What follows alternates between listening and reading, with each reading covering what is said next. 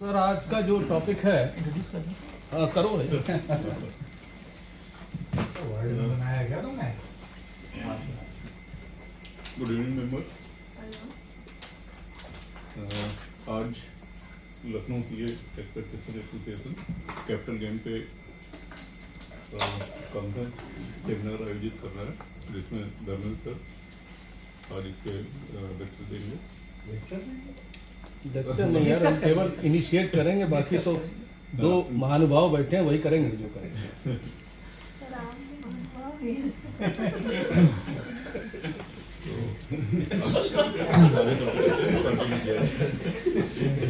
तो बड़े अच्छे भाव से लिया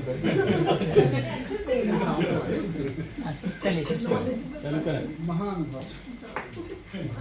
रिक्वेस्ट है सबसे भाई अपने मोबाइल को या तो साइलेंट पे कर दें और या स्विच ऑफ कर दें।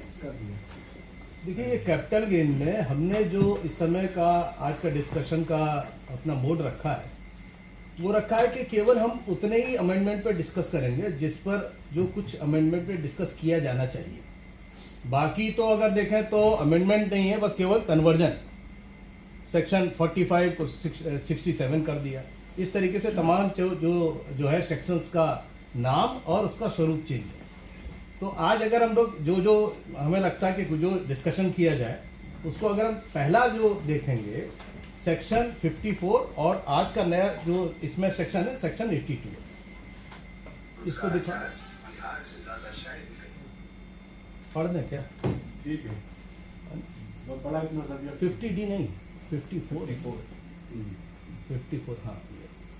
देखिए क्या है यहाँ पर पहला जो अगर 54 पढ़ें तो लिखा subject to the provision of sub section 2 where in the case of SSC being an individual और achiever the capital gain arises from a transfer of a long term capital gain, तो लॉन्ग टर्म कैपिटल एसेट। ठीक है ना। अगर इसी के संग 82 पढ़ो, यहां लिखा है, हम पढ़ देते हैं, वेयर एन इंडिविजुअल और achiever has long term capital gains arising from the transfer of a capital asset। क्या देखिए अंतर आ गया। पहले में लिखा था capital gain arises from the transfer of a long term capital asset और यहां पे है long term capital gains arising from the transfer of a capital asset. नहीं फर्क है। अब उसमें इसका इसी का इंटरप्रिटेशन है कि इसका इंपैक्ट आएगा क्या। तो अगर हम लोग इसका इंपैक्ट देखें तो डेप्रिशिएबल एसेट पे देखते हैं कि डेप्रिशिएबल एसेट अगर हमारा ट्रांसफर होता है तो क्या इसका इंपैक्ट वहां पे कुछ आएगा या नहीं आएगा। ठीक है। तो सेक्शन 50 में सेक्शन 50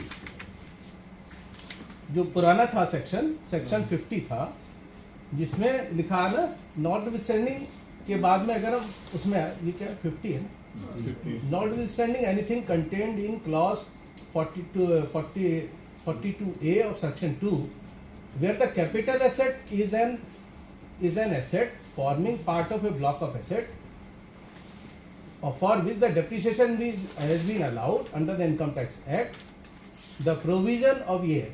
अब इसका मतलब यहाँ पर आता है, नीचे चलना, ये such excess shall be deemed to be the capital gain arising from the transfer of short term capital asset.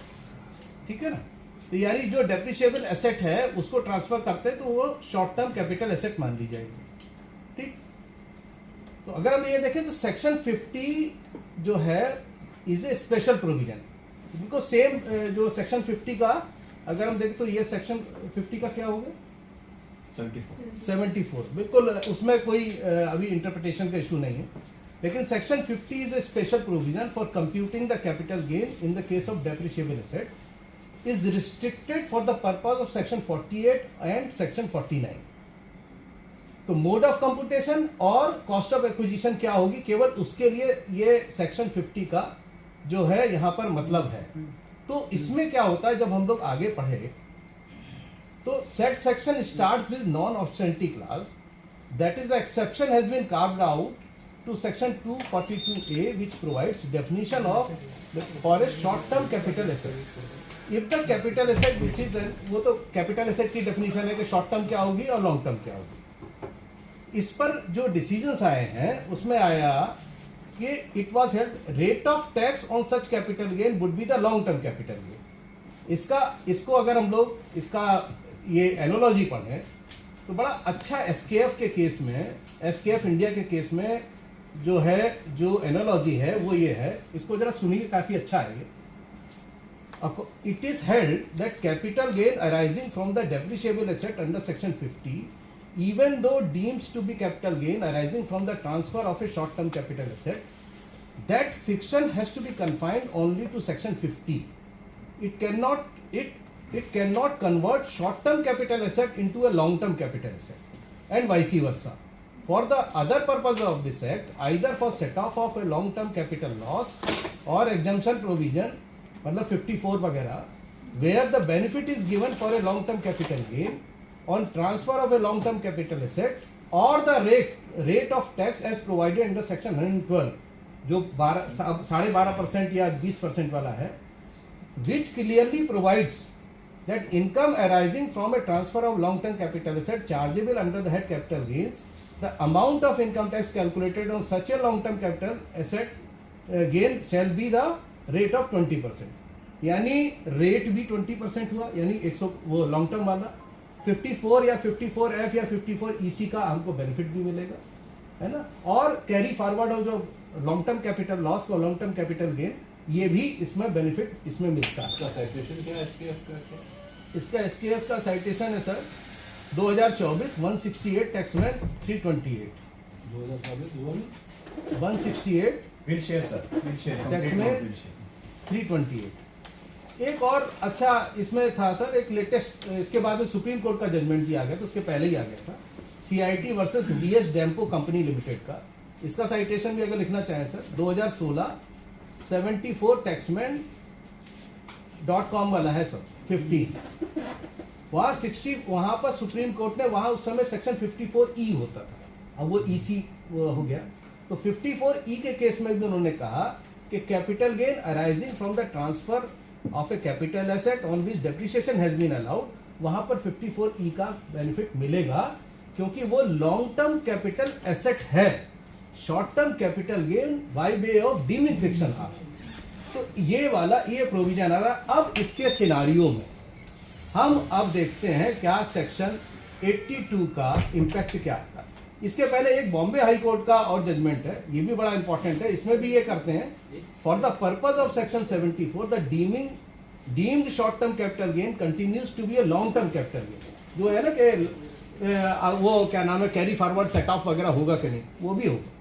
Short term gain सिर्फ टैक्सेशन पर्पस के लिए है, 48 और 49 कंप्यूटेशन केवल कंप्यूटेशन और कॉस्ट ऑफ एक्विजिशन निकालने के पर्पज से 48 और 49, आज की डेट में 72 और 73, ठीक है ना, उसके पर्पज से उसका एक लिमिटेड उसका स्कोप है, इसके बियॉन्ड नहीं। Long term capital long term ही माना जाएगा और सेट ऑफ वैसे ही होगा। Yes, long term capital asset वो रहेगा long term, but it will be deemed as a short term capital gain for the purpose of section 48 and 49, ठीक है ना। अब आते हैं कि 82 में क्या हो गया। अब 82 में क्या वर्ड है देखिए, long term capital gains arising from the transfer of a capital asset, है ना। यहां पर लॉन्ग टर्म कैपिटल गेन आया और हमारा ये जो डेप्रिशिएबल एसेट क्या है, शॉर्ट टर्म कैपिटल गेन। ये उल्टा हो गया यहाँ पे। हाँ, अब यहाँ पे समझे सर, benefit नहीं तो मिला। यही एक अब हमारे को ये बात आती है, वहाँ पे लॉन्ग टर्म लिखा था, यहाँ नहीं, वहां पे वर्ड था, देखना वहां वर्ड था transfer of capital gain arising from transfer of a long term capital asset, क्योंकि हमारा यहाँ पर्पस क्या है कि लॉन्ग टर्म कैपिटल एसेट वो सेम है, लेकिन लॉन्ग टर्म कैपिटल गेन ना रह के वो शॉर्ट टर्म कैपिटल गेन हो गया। तो अब 82 और 85 यानी 54 EC है कितना, 54 और 54 EC, इसका इसमें दोनों में सेम लैंग्वेज है, वो benefit इसका बेनिफिट मिलेगा या नहीं मिलेगा। यहां मेरे ख्याल से एक थोड़ा सा यहां पर है, एक और इसमें जो अभी थॉट प्रोसेस चल रहे थे, मैंने काफी इसके चक्कर में पढ़ा, शरद तुमने बहुत पढ़वा दिया, उसके चक्कर में जो पढ़ा उसमें ये रहा कि कुछ लोगों का ये थॉट प्रोसेस है साहब, लॉन्ग टर्म कैपिटल गेन बनता कैसे, लॉन्ग टर्म कैपिटल गेन बनता है when transfer of a long term capital asset है, तो हम अगर वहां से लें, लेकिन यहां वर्ड है long term capital gain. Otherwise short term capital gain अगर वहां पर डीमिंग फिक्शन आया है, उसका फिर पर्पस क्या रह जाएगा? तो एक मतलब this is a matter of thought. ठीक है, केस लॉ क्या आएंगे क्या नहीं आएगा। पंकज जी आपकी क्या राय है? भैया इनसे पहले पूछ लो, नहीं बाद में हमारी खिंचाई हो जाएगी। दूसरे सीनियर एडवोकेट हमें लगता है पहले भी इंटेंशन यही रहा होगा, लेकिन वो कोर्ट ने उसका इंटरप्रिटेशन बदल दिया कि नहीं साहब वो तो लॉन्ग टर्म है और लॉन्ग टर्म को शॉर्ट टर्म हमने केवल उसके लिए माना है। नहीं उन्होंने नहीं, ये सही किया। अब उन्होंने उसको ठीक कर दिया। मतलब मतलब जो नहीं मिलेगा, मतलब सेट ऑफ नहीं मिलेगा। हाँ, मतलब हमारे हिसाब से तो अभी ये दिख रहा है, क्योंकि अब ये पूरा बदल गया। लॉन्ग टर्म कैपिटल एसेट की जगह अब वहां पर कैपिटल एसेट हो गया केवल। कैपिटल गेन हो गया। कैपिटल गेन एसेट कर दिया, कैपिटल गेन कर दिया। नहीं, वो तो ठीक है, लेकिन वर्ड जो पीछे है ना वो कैपिटल एसेट है, वहां पर लॉन्ग टर्म कैपिटल एसेट था। नहीं उल्टा बोल रहा नहीं नहीं, वही सही बोल रहे हैं, सही बोल रहे हैं। हम बाद के वर्ड की बात कर रहे हैं ना, मेन तो वही है। आज का जो एक्ट है, आज के एक्ट में कैपिटल एसेट है, हाँ, और पहले में था लॉन्ग टर्म कैपिटल। सेक्शन 2 में डेफिनेशन क्या है लॉन्ग टर्म कैपिटल गेन? किसमें लॉन्ग टर्म कैपिटल गेन की डेफिनेशन क्या है? देखो, लॉन्ग टर्म कैपिटल गेन की डेफिनेशन देखना भैया। मेरे ख्याल से इस सेक्शन का अंतर क्या पड़ेगा? अंतर तो पड़ गया। नहीं नहीं, एक्चुअली में सेक्शन है वो ये देखो, प्रॉपर्टी स्क्रीन यूज पे। फॉर द स्क्रीन पे देखो भैया। Profit of sale of property use for ये वाले को ये तो अभी long term capital asset means Long-term capital gain means capital gain arising from transfer of a long-term capital asset. And this is the same language which is there in the new act. Long-term capital gain is gain arising from transfer of a long term LTC. Capital asset LTCG। Definition same है। Definition section पे। 82 में क्या सा है यार, property नहीं आएगा। For the purpose of the residence है ना, कोई नहीं असर आएगा। कोई ऐसा नहीं है। क्यों नहीं आएगा? जो लॉन्ग टर्म कैपिटल गेन हुआ वही तो लॉन्ग टर्म कैपिटल एसेट हुआ। वही तो हम कह रहे हैं, लॉन्ग टर्म कैपिटल क्या गेन long नहीं term रह गया। capital gain short term नहीं, capital asset से राइज हो सकता है? कौन सा? नहीं होगा, नहीं होगा। क्योंकि dimming bye way of deeming fiction है लिमिट फिक्शन कहाँ है ना, सेक्शन 50। क्या चीज? सेक्शन 50 कौन सा section 50? Depreciable asset. Depreciable assets के लिए सर। वहाँ पे रिवर्स है रिवर्स में है। रिवर्स कैसे कैसे? रिवर्स है वो लॉन्ग टर्म एसेट को long term short term asset deal को कर रहा है। डीम कर रहा है शॉर्ट टर्म कैपिटल गेन में। इसीलिए कह रहा हूँ यहाँ पे ना, आप Short बता term रहे कर रहा है, हो यहाँ कोई कि डीमिंग नहीं शॉर्ट होगा। टर्म को लॉन्ग टर्म में आप डीमिंग यहाँ डीमिंग यहाँ हम नहीं कर रहे। लॉन्ग टर्म डीमिंग नहीं हो सकती। हम कह रहे हैं है ही कि नहीं। सर सुन तो लीजिए, यहाँ वर्ड है जब हम डेप्रिशिएबल एसेट को बेचते हैं, ट्रांसफर करते हैं, तो वह क्या मानते हैं? शॉर्ट टर्म कैपिटल गेन है। तो शॉर्ट टर्म कैपिटल गेन हो गया ना। अब उसको उस पर एग्जम्पशन यहाँ पर कहता है, एग्जम्पशन किस पे मिलेगा? लॉन्ग टर्म कैपिटल गेन पे। शॉर्ट टर्म कैपिटल गेन पे एग्जम्पशन नहीं है। मिलेगा। तो अब अंतर आया नहीं आया? पहले इंटरप्रिटेशन मेरे विचार से despite court rulings, intention and the purpose has altogether been the same. क्योंकि डीमिंग फिक्शन की एक लॉजिक ये भी है कि जब डीमिंग होती है then it has to be for all respects that has to be deeming is to be applied. That cannot be only one limited aspect. Otherwise मान लो थोड़ी देर के लिए हम for the time being accept भी कर लें वो कोर्ट का आर्गुमेंट, तो शॉर्ट टर्म को लॉन्ग टर्म मान के होगा क्या? सेक्शन 50 में खाली उन्होंने कहा ना कि 48 49 के पर्पज से रिप्लेस किया उसको कि ये शॉर्ट टर्म हो गया, सब्जेक्ट टू प्रोविजन ऑफ 48 49 की वजह से वो कॉस्ट वगैरह निकल करके शॉर्ट टर्म कैपिटल। वो ठीक है कि वो आपने 54 का उसको कह दिया कि साहब वो वहाँ पे लॉन्ग टर्म एसेट्स है उसकी वजह से हम ले रहे हैं, लेकिन जो डीमिंग प्रोविजन का जो फंडामेंटल प्रिंसिपल है कि that has to be for all respects. It has to be applied uniformly. ये सर वंस अगर हमने उसको काला मान लिया तो उस काले के लिए जो भी जो एक एग्जांपल देते हैं ना, तो कोर्ट काले की गोरे रूलिंग का क्या होगा? अगर कहा कि कोई गोरे को कहो कि ये काला है तो उसके काले के लेकर के जो सर, भी अभी तक जो कोर्ट की रूलिंग हुई और एक नहीं कम से कम 100। हमारा थोड़ा सा इसमें ये कहना है कि एक मिनट जरा। रिवर्स सिचुएशन में आ रही है। नहीं, कहाँ आ रही है? कहाँ आ रही है? यहाँ डेप्रिशिएबल पे एसेट आप बात करो वहाँ पे long term capital asset deemed as a short term capital gain, यही मान रहे हो ना? In case of depreciable asset transfer of depreciable asset which is इसको थोड़ा और बढ़ा दे, transfer of a long term depreciable asset is deemed short term capital gain. बस once it is a short term capital तो gain. वहाँ पे बात खत्म हो गई। अब यहाँ पे जो दूसरी बात आ रही है ना, कि कोई शॉर्ट टर्म कैपिटल एसेट है उसमें लॉन्ग टर्म कैपिटल गेन कैसे अराइज हो सकता है? नहीं वो बात ही क्यों नहीं हो सकता? जब इतना कोर्ट की रूलिंग है, शॉर्ट टर्म में लॉन्ग टर्म कैसे? कहाँ है? वो तो बात ही नहीं हो रही। हम क्या कह रहे हैं? वो बात नहीं वो हो हम रही। क्या कह रहे वो बात हैं? नहीं हम तो लॉन्ग टर्म की बात कर रहे हैं, long term which is deemed as a short term capital gain, वहां की बात कर रहे हैं ना। वो रिवर्स की बात ही नहीं हो रही। रिवर्स ये बात हो रही कि वो हमने शॉर्ट टर्म मान लिया तो 54 का बेनिफिट लेकिन लेने के लिए कोर्ट ने कह कोर्ट की दिया रूलिंग आ गई सब। आज का जो एक्ट आज के है, सिनेरियो में उसके क्या होगा? accordingly वो 54 लगेगा कि नहीं लगेगा? सेक्शन 82 में क्या है ना कि अगर सेक्शन 82 में profit on sale of the property use for residence, इसके लिए आ रहा है ना डिडक्शन। इसमें कहाँ पे आएगा डेप्रिसिएशन एसेट ऑफ वाली कहाँ से आएगा? क्यों नहीं होगी? क्यों नहीं होगी? रेजिडेंशियल प्रॉपर्टी पे depreciation is a category। अरे भाई, अगर जिस पे हमने डेप्रिसिएशन लिया है, अगर कंपनी की कोई एसेट है या कोई डेप्रिसिएबल क्यों नहीं होगी? क्या चाहिए? यहाँ 82 जो कहता है सर वो तो कैपिटल एसेट्स को कह रहा है ना sir. Property use for residence. नहीं, हाँ, then यहाँ तो- पर यहाँ पर देखिए, इसमें कहाँ यहाँ पर- depreciation? यहाँ पर- क्यों नहीं लगता है डेप्रिसिएशन? उसमें नहीं लगता 5%? बिजनेस में अगर डायरेक्टर्स के लिए, उन सब के लिए यूज हो रहा तो क्या हुआ? ये तो खैर वैसे भी इंडिविजुअल एक्चुअल का है, इसमें इम्प्लीकेशन नहीं है। बाकी नहीं सर इंडिविजुअल भी तो बिजनेस करता है। प्रॉपर्टी आप रेजिडेंस का यूज कर रहे हो, कौन सी बिजनेस में use एक्चुअल कर में रहे हो? 82 के अलावा कोई दूसरा सेक्शन उठाओ तो समझ में दूसरा आएगा। एक सेक्शन उठाओ। 82 के अलावा दूसरा सेक्शन उठाओ। बिजनेस से रिलेटेड इसकी बात सीधी सी ये है कि वो अंतर है, नहीं। ये बात समझ गए सर। बात समझ में आ गई ना। हाँ, बात। चलो आगे चलो। एक चीज और बता तुम्हारी दे। बात क्लियर है कि तुम्हारी बात उसमें 100% सही है। चेंज हुआ है। इसकी चेंज बात हुआ है। चेंज हुआ है। कुछ तो change हुआ है। एक्चुअल में बस ठीक है। धर्मेंद्र की बात यह है कि जो सीनियर एडवोकेट लोगों ने जो कहानी करी थी वो सब खत्म हो खत्म हो गया। ठीक। अब 54, अच्छा जो अब बाल इसी- की खाल निकाली थी वो खत्म हो तो गई। सर हम लोग भी यही कर रहे हैं। 54 और नहीं नहीं, आप बाल की खाल नहीं निकाल रहे हैं, बाल की खाल निकाल ली और खाल से फिर बाल निकाल।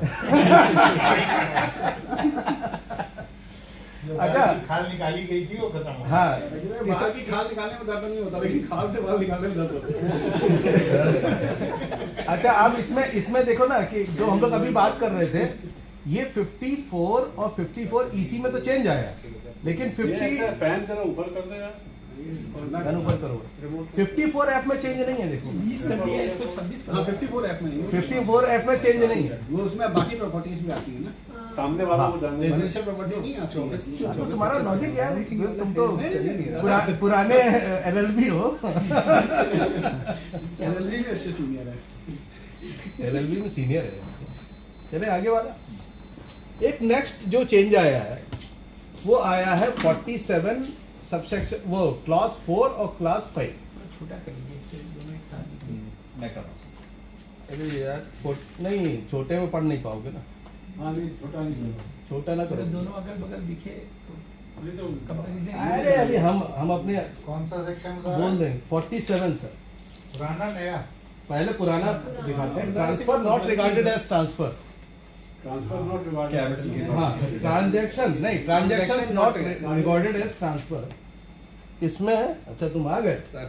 इसमें 47 का 4 और 5, इसमें क्या है सर कि जो ये transfer, any transfer of capital asset by a company और its to its subsidiary company या सब्सिडरी कंपनी से होल्डिंग कंपनी, इसमें जो कैपिटल एसेट ट्रांसफर हो रहा है ना, द पेरेंट कंपनी और इट्स इसमें है और nominee hold the whole of the share capital और subsidiary company and subsidiary company is an Indian company. इसी तरीके से उसका वाइसी वर्सा है। यहाँ पे पहले प्रोवाइजो था, ये लिख रहा था provided that nothing contained in class 4 और class 5 shall apply to the transfer of a capital asset made after the 29th day of February 1988 as stock in trade। ये वाला सेक्शन था, ये प्रोवाइजो था। आज क्या हो गया? आज चेंज आ गया। आज क्या आया दिखाना जरा।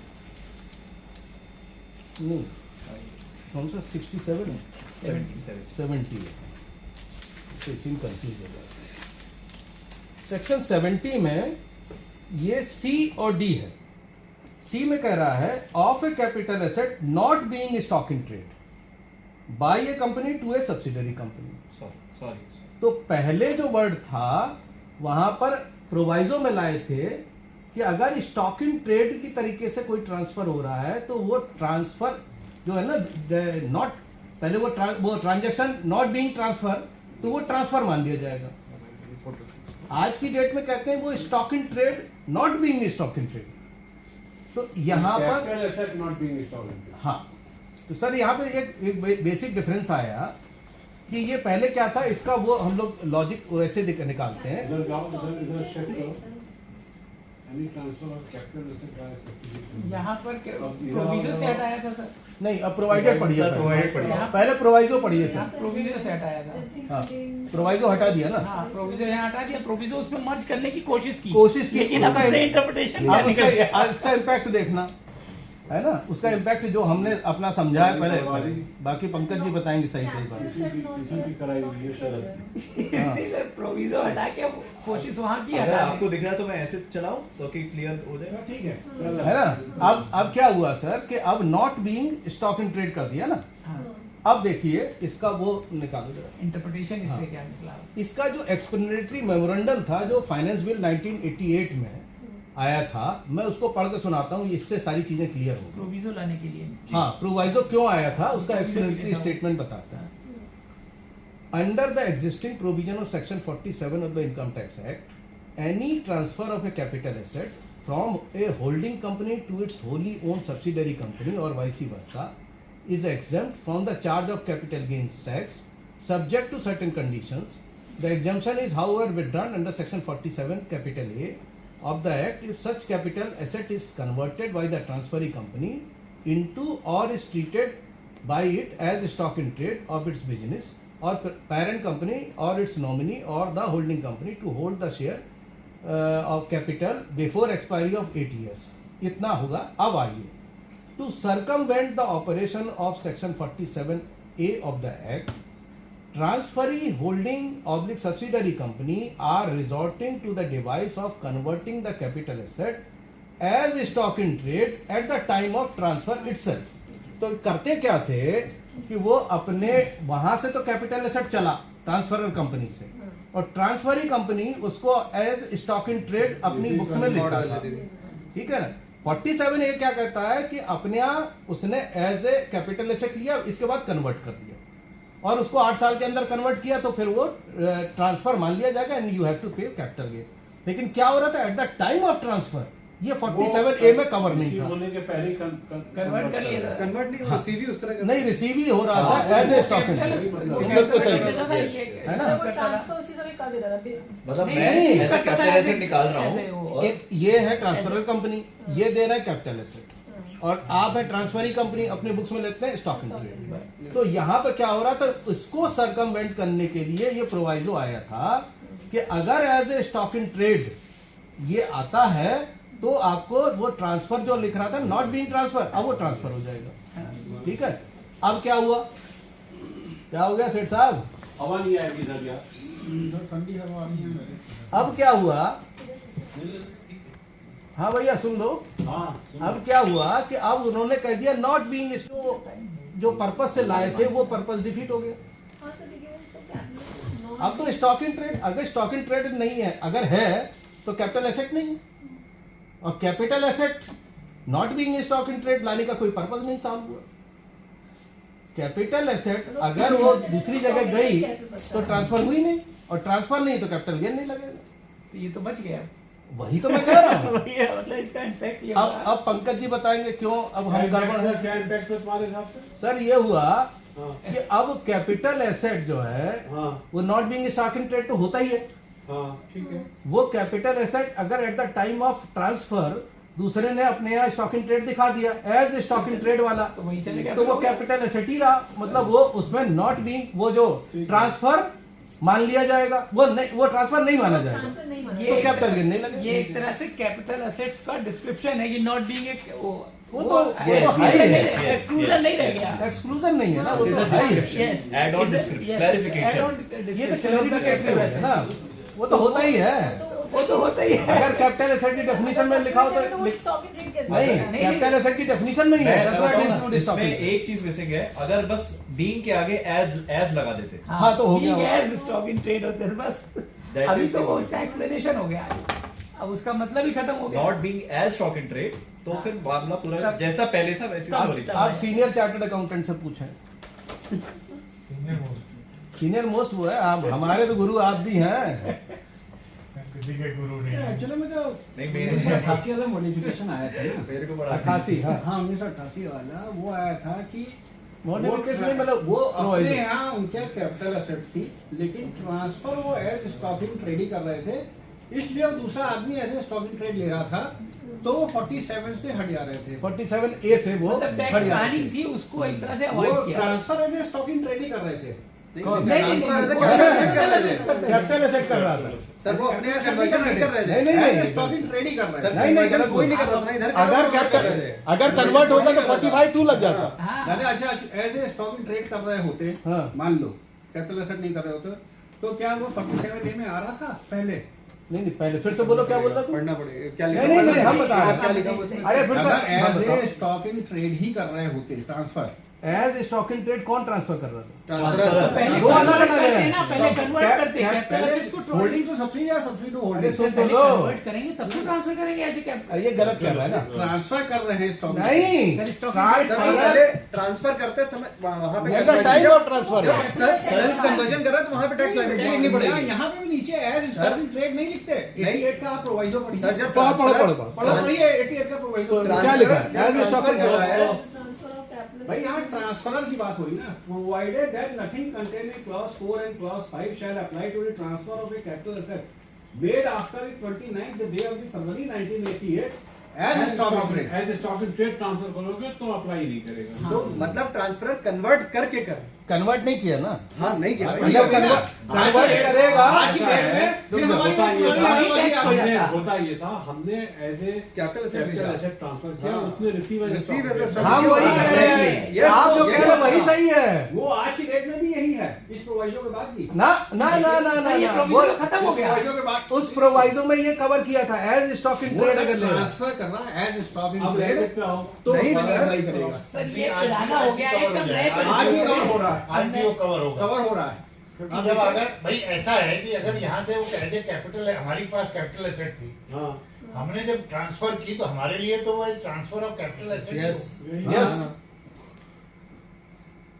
आप उसको जब भाई बहुत सारे बोनस इशू के केसेस में बोनस में बहुत सारे जजमेंट हैं राइट कि bonus when you receive it it is a capital asset only, when you convert it into stock in trade then it will become a stock in trade. इसी के लिए तो ये जो मेमोरेंडम आया, और ये 88 के अब ये जब तक कि उसकी पूरी स्कीमिंग नहीं समझ में आएगी ना उस समय मैं इसीलिए बता रहा हूँ ना सर, हमने बहुत क्लैरिटी नहीं आएगी मैंने- लेकिन हाँ, मतलब वही है। अरे मतलब सर यही है। इतने जजमेंट हुए हैं, बगैर उसके पहले आप, क्योंकि इन बिटवीन आप ये नहीं कह सकते कि हम आज आप कैपिटल एसेट चलते चलते स्टॉक इन ट्रेड बदल गई तो वो कैपिटल फ्लेक्सिबिलिटी। अरे ये प्रोवाइजो आया क्यों, इसी का एक्सप्लेनेटरी स्टेटमेंट तो है। सब जगह वो जो 47A जो लाए 8 साल की रिस्ट्रिक्शन के लिए कि आप जाने के बाद कन्वर्ट ना करें, और उसके पीछे क्योंकि इसको थोड़ा और देखना पड़ेगा कि वही मैं कह रहा हूँ, जो हमने देखा है, judgments क्या थे। मेरा अपनी पर्सनल अंडरस्टैंडिंग, तुम्हारी पर्सनल अंडरस्टैंडिंग समझ में आ गई, लेकिन अभी अब नहीं आई, सुनो। अभी नहीं एक लाइन की बात अच्छा, हाँ, आई। बताओ। कि 88 का जो प्रोवाइजो ऐड हुआ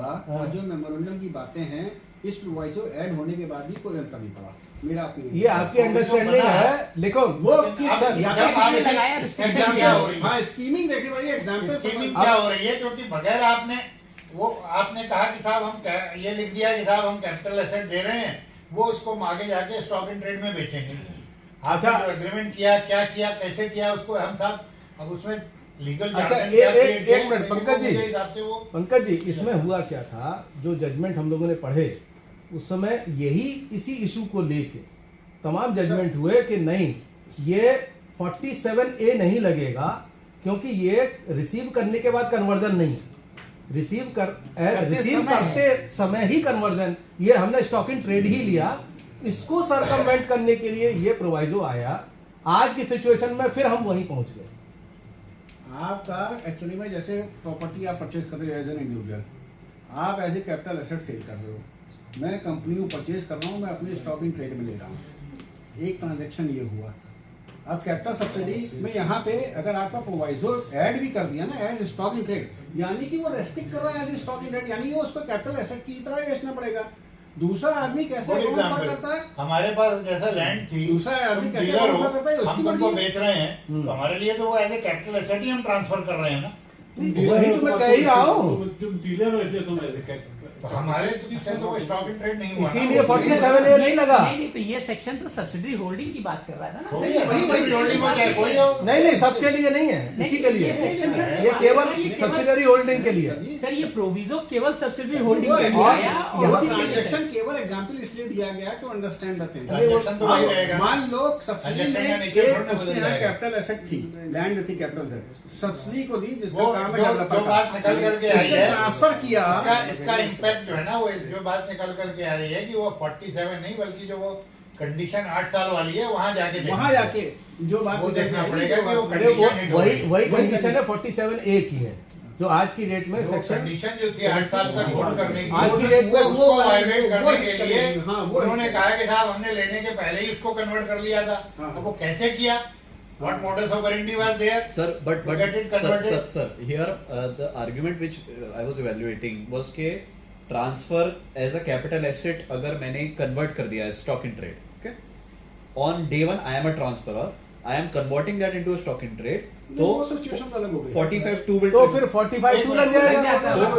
वो तो नहीं कैपिटल गेन है। फिर बेकार हो गया, तो फिर बेकार हो गया। मैंने कहा है कि as a holding company I am transferring the capital asset Yes, और as दूसरा a आदमी capital stock in asset trade as a और लेकिन receiving company subsidy As a stock in trade है, as a stock in trade. इसी को रोकने के even लिए that आया था। proviso is not restricting this thing। नहीं बेसिक restrict चीज कर क्या रहा है? है। बेसिक चीज क्या है कि who will decide that it is a capital asset or stock in trade?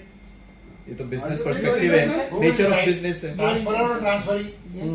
Who can decide? ये ट्रांसफर ही करेगा। फिलहाल अगर वो तो हमारा फिर पर्पस क्या है, जब हमारा जब पर्पस आप जब आप प्रोविजन को देखते हैं तो एज ए ट्रांसफरर आप फर्स्ट आई Changes होता है। Decide that I am doing it as a stock in trade.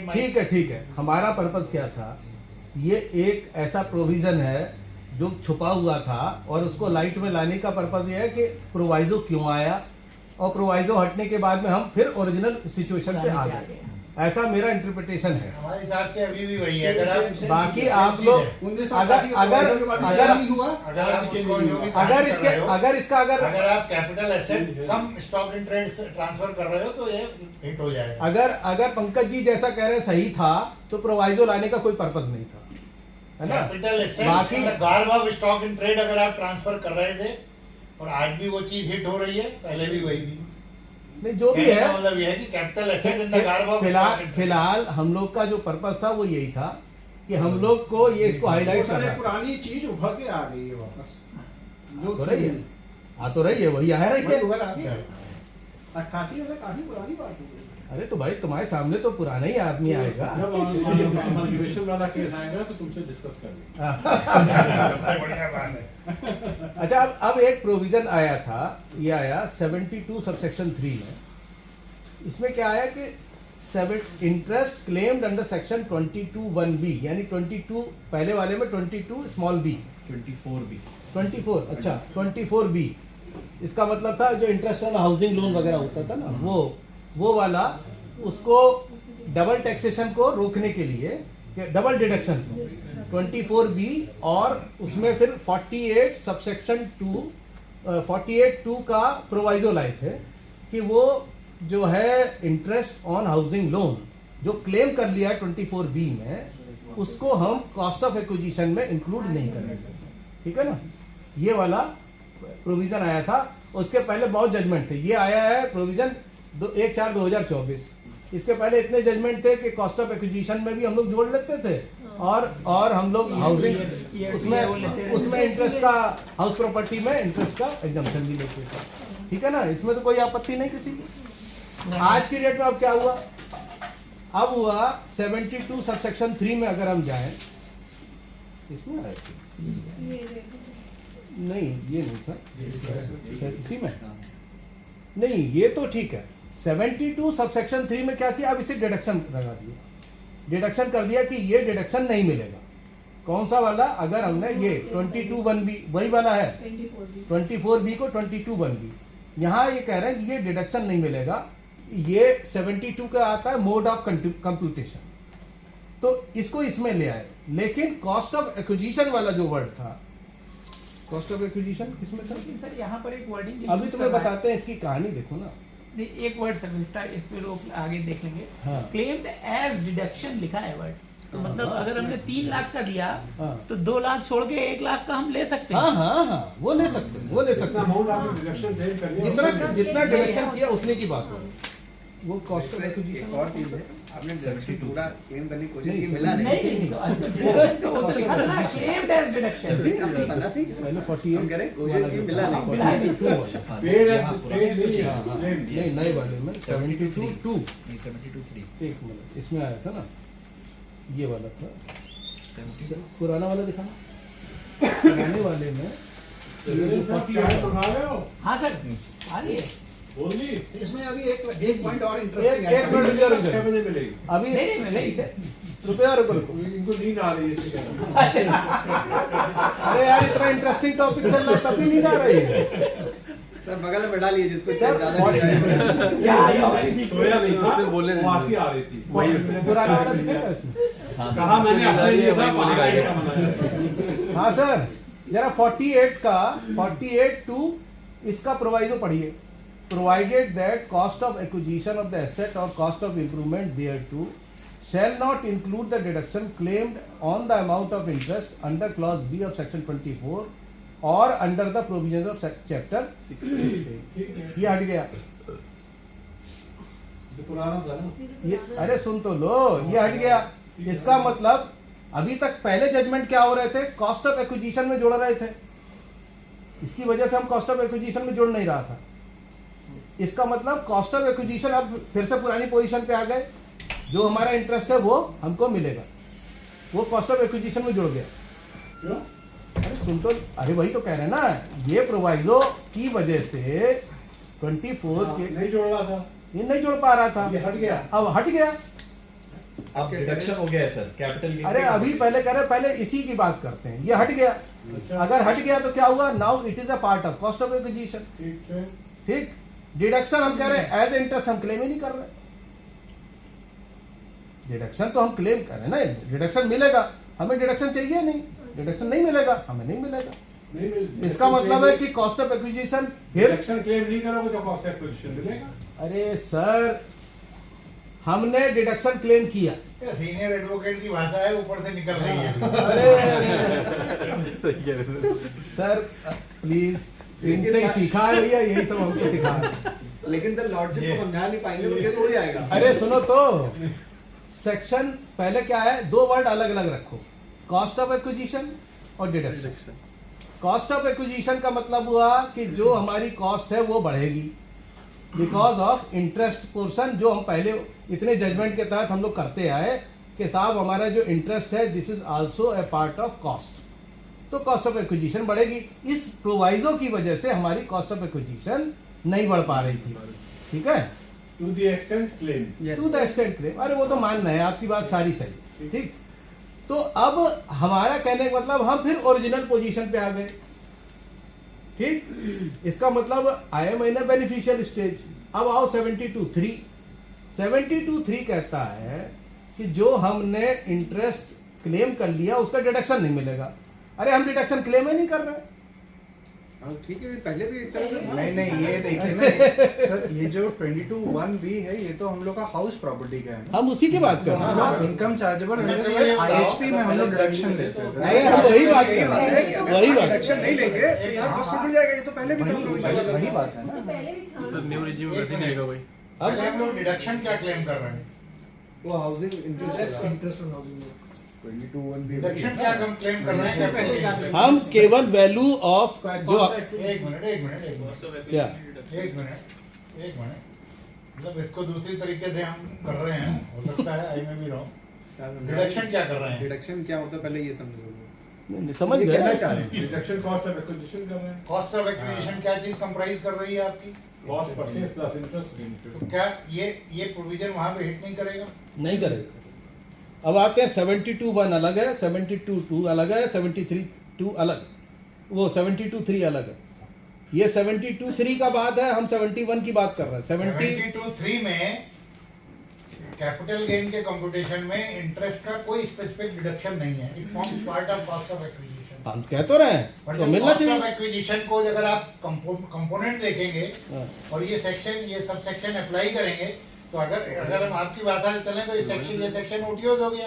हो जाए। पॉइंट ये आता है कि जो कह रहा हूं वही कर रहे हो हो। सकता कोई सेक्शन ODOs नहीं हो सकता। और कॉस्ट ऑफ एक्विजिशन के है तो अरे सर, एक्विजिशन दोनों चीजें देखनी पड़ेंगी ना। आज का एक तो आपको आइडेंट प्रिंसिपल लगाएं और कॉस्ट ऑफ एक्विजिशन का पार्ट, फिर तो आप कहें सिक्योरिटी ट्रांजैक्शन टैक्स भी हमारी कॉस्ट ऑफ एक्विजिशन है, जो हमारी उसकी जो उसका जो सेकंड लिंब है। सर यहाँ लॉजिक नहीं चलता है। नहीं लॉजिक नहीं, हमारा सिर्फ है आज हम शेयर्स खरीद रहे हैं, सिक्योरिटीज खरीद रहे हैं कैपिटल गेन में, तो सिक्योरिटी ट्रांजैक्शन टैक्स हमारी कॉस्ट ऑफ एक्विजिशन है। करंट डायरेक्शन नहीं मिलेगा तो नहीं मिलेगा, उसमें क्या अगर करें? नहीं मिलेगा तो नहीं मिलेगा। पॉइंट ये आ रहा है सर, अब मैं फिर से एक बार आप लोग को समझा दूं, एक बार दोबारा से एक बार को समझिए। ये कर दिया ना। तो जब फिर वही लॉजिक यहाँ भी लगाओ, रुको यहाँ क्यों नहीं वो लॉजिक लगा रहे हैं, यहाँ भी तो वो कॉस्ट ऑफ एक्विजिशन। एक बार सेठ साहब आप भी थोड़ा सा एक बार दोबारा से कंसीडर करिए। पहला पॉइंट आया हमारा कॉस्ट ऑफ एक्विजिशन 72 सबसेक्शन 1, वहां पर कॉस्ट ऑफ एक्विजिशन आ रहा है और डिडक्शन आ रहा है 72 सबसेक्शन 3। पहले जो हमारा प्रोवाइजो था वो था कॉस्ट ऑफ एक्विजिशन का प्रोवाइजो। पहले नहीं, अब तो नया कुछ। अरे भाई जब पहले वाला हटा तो अभी तो नए वाले को आप कंपेयर करोगे, कंपेयर करो ही, सीधे नए वाले को पढ़ो, नए वाले के कंपेयर करो ही ना, फिर कैसे आपको आप एक्ट को कैसे इंटरप्रेट करोगे? अच्छा इसमें एक चीज और पहले पढ़ो ना।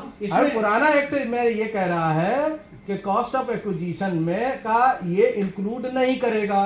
क्यों नहीं करेगा? पहले हम लोगों ने इंक्लूड करते आए, तमाम जजमेंट हुए, तो उसमें क्या हुआ, लेजिस्लेचर ने ये चीज जोड़ दी टू सर्कमवेंट के डबल बेनिफिट ना मिले। मैंने बात मान लिया आपकी, मगर पहले इंडिपेंडेंटली जो नया एक्ट बना है उसको इंडिपेंडेंटली पढ़ा जाए कि पुराना एक्ट था ही नहीं सकता। तो कॉस्ट ऑफ एक्विजिशन का ये पार्ट है। तो ये क्या कहता है? कॉस्ट ऑफ एक्विजिशन में जितना इंटरेस्ट का बर्डन है वो आएगा तो नहीं। आप कंपेयर कीजिए कि हाँ पहले से ये था, अब ये हो गया। अगर उसमें कोई रीडिंग में डिस्प्यूट नहीं तो पहले से कंपेयर क्यों करेंगे? क्यों नहीं करेंगे?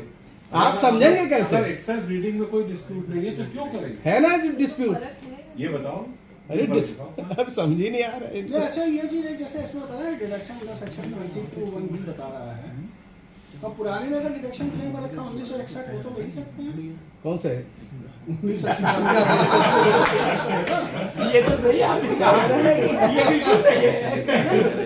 सर ये कह रहे हैं, ये कह रहे हैं कि हमने 1961 वाले में से हर साल डिडक्शन वो इंटरेस्ट वाला क्लेम कर लिया और आज की डेट में हमने सेक्शन 22 में क्लेम नहीं किया, तो हम तो पूरा तो ले ही सकते हैं। इंटरेस्ट को ले ही सकते हैं ना। पुराना थोड़ी है।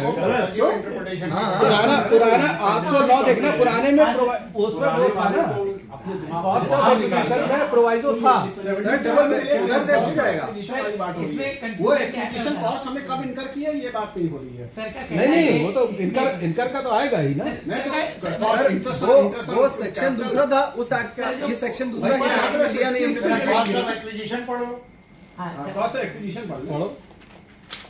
सर का इनका कहना सर का यही है, धर्मेंद्र सर का, कि कॉस्ट ऑफ एक्विजिशन से जिसको आउट किया था, अब वो डेफिनेशन हट गई तो कॉस्ट ऑफ एक्विजिशन में ऐड हो गया। वो आप कॉस्ट ऑफ एक्विजिशन के हम तो में कह रहे ऐड हो गया, हैं, हम हम तो कह रहे डिडक्शन हैं नहीं मान रहे हैं। 2025 इसमें ऐड कैसे हो करोगे तुम ये बताओ? इंटरेस्ट सर पहले इंटरेस्ट कैसे ऐड करोगे? ऐसे ऐड करेंगे सर कि पहले इतने जो कॉस्ट ऑफ एक्विजिशन एक मिनट सुनो, इतने जो जजमेंट हुए इसलिए हुए कि वो जजमेंट एक्सेप्ट के एक्ट के थे। जजमेंट को छोड़ो, भूल जाओ। इनको पहले अरे भाई फिर वही बात, 25 के एक्ट में आओ ना। अगर हमको अगर कंपेयर नहीं करोगे तो पुराने एक्ट को बगैर समझे को समझ ही नहीं पाएंगे। क्यों नहीं समझ पाएंगे? नहीं समझ पाएंगे। हम अगर पैदा 28 में हुए होते तो हम नए एक्ट पे पढ़ते, पुराने एक्ट देखते ही नहीं। हम 61 का 58 देख रहे हो यार, इनको क्या इनको चाय वाय पिलवाओ, नहीं है इनकी समझ में नहीं आएगा।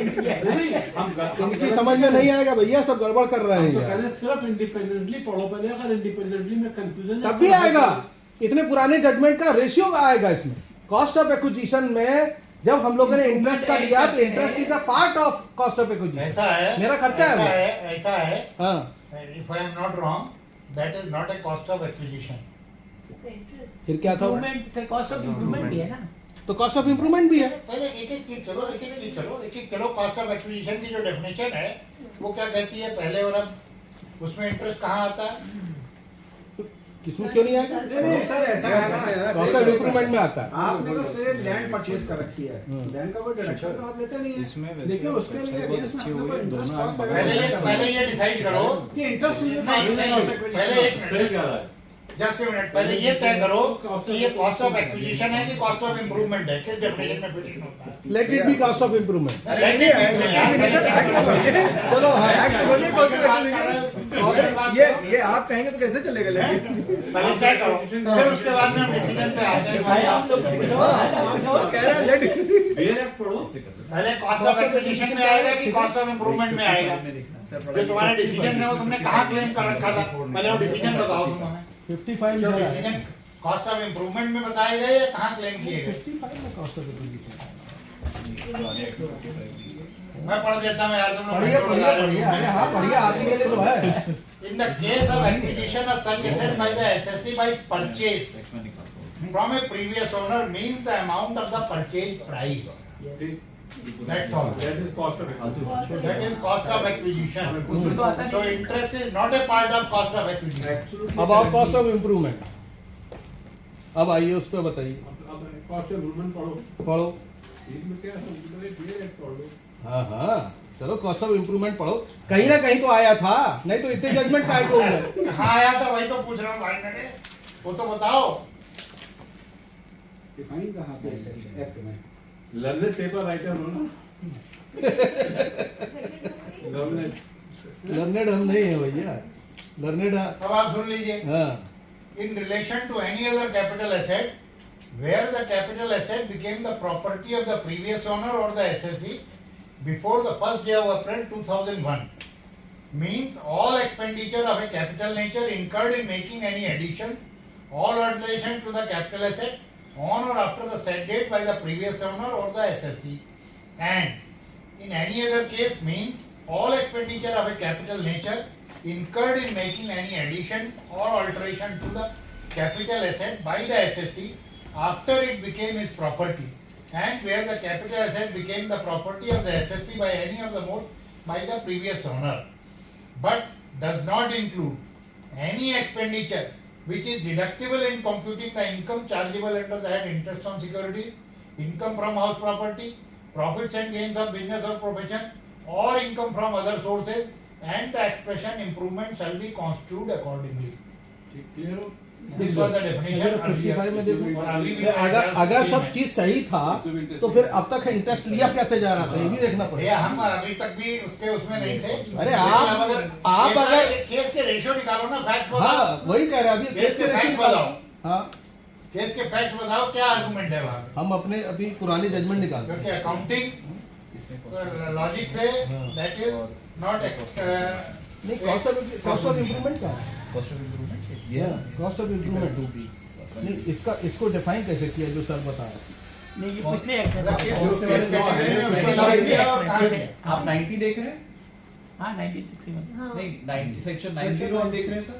90 मैंने पुराना वाला पढ़ा था अभी, मैं नए वाला देख रहा नए वाला भी खोल लिया मैंने। सेक्शन 90 है 90। तुम किस उसको खोल इसमें ले यार, 55 बताओ। है।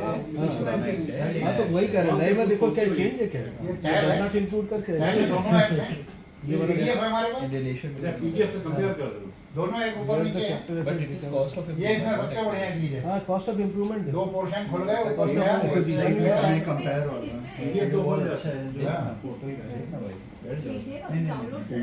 PDF एक तो हमने पूरा डाउनलोड किया हुआ था, एक ही अपने इंस्टीट्यूट वाली बुक है, हमारा नया वाला ही है ना। फिलहाल 25 वाली। टैब खरीदा जाए, मैं टेलीफोन भी बढ़िया है, सस्ता है, बहुत महंगा नहीं है, 23,000 का लिया। सस्ता महंगा तो सारा जो है नहीं मतलब वैसे भी हम महंगी चीज नहीं खरीदते, 23,000 का लिया अभी। क्या लोग लाख लाख रुपए का लेके घूमते हैं। ये वाला देखिए। एक साल इतना बड़ा ये है क्या? लोग इतना छोटा टेलीफोन लिए रहते हैं। ये फिर ये तो इतना बड़ा है।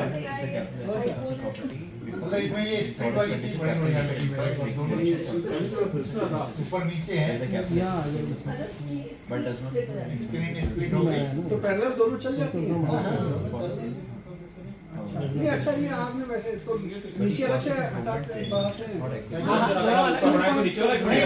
हैं। सर डेस्कटॉप पे आप हेमंत सर डेस्कटॉप पे हेमंत सर नहीं डेस्कटॉप पे दो पीडीएफ खोल लिए दोनों को उसको आधा आधा खोलिए ऊपर एक नीचे उसका स्क्रॉल बार क्या करना है मतलब वो देसी तरीका बता रहे थे चलो आप किसी एक डेस्कटॉप पे टच स्क्रीन में बारिश करनी इम्प्रूवमेंट है लेकिन आप नहीं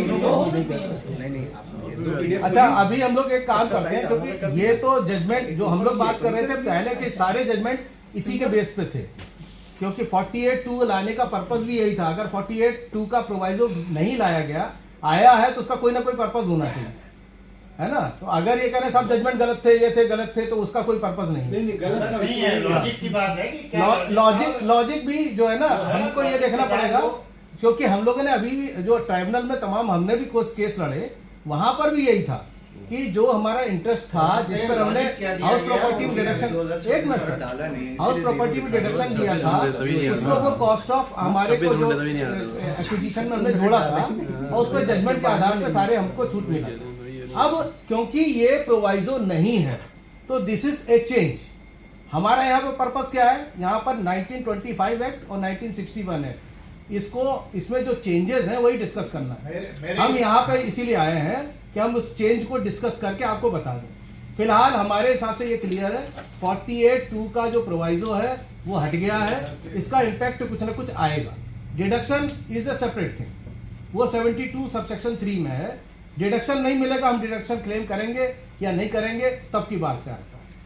मेरे हिसाब से कोई फर्क नहीं पड़ेगा। जो प्रोविजो है उसका इफेक्ट रहेगा क्योंकि डिडक्शन पहले भी हम उसको as a part of acquisition claim कर रहे थे या इंप्रूवमेंट क्लेम कर रहे थे। डिडक्शन ही क्लेम कर रहे थे for the purpose of computing capital gain. और यहाँ भी इस सबसेक्शन से भी क्योंकि जितने भी अब हमारे प्रोविजोज हैं वो अब बाय वे ऑफ सबसेक्शन ही है। नहीं है ना वो प्रोवाइजो का सबसेक्शन नहीं बना। आप दोबारा चेक करिए। एग्री टू डिसएग्री यस पुरानी कहावत है। हाँ हमारा उसका सबसेक्शन अगर बना होता तो हम इतना डिस्कस नहीं करते। ठीक है ना सर चलिए अब आगे चलते हैं। अच्छा ऊपर एक्विजिशन और इम्प्रूवमेंट दोनों वर्ड हैं। हाँ फर्स्ट तो ऐसा है ना शरद मेन क्या चीज है हमको पुराना और नए एक्ट का डिफरेंस बात करना। पुराने एक्ट में अगर ये डिफरेंस नहीं होता तो हम इतनी चर्चा ही नहीं करते। आप कह रहे हैं कि साहब कोर्ट ने ये जो किया गलत किया वो किया हम क्या करें उससे। नहीं वन में एक्विजिशन ही है कि इम्प्रूवमेंट भी है। नहीं वन में तो एक्विजिशन है ना सेकंड में फिर एक्विजिशन और इम्प्रूवमेंट है दोनों है।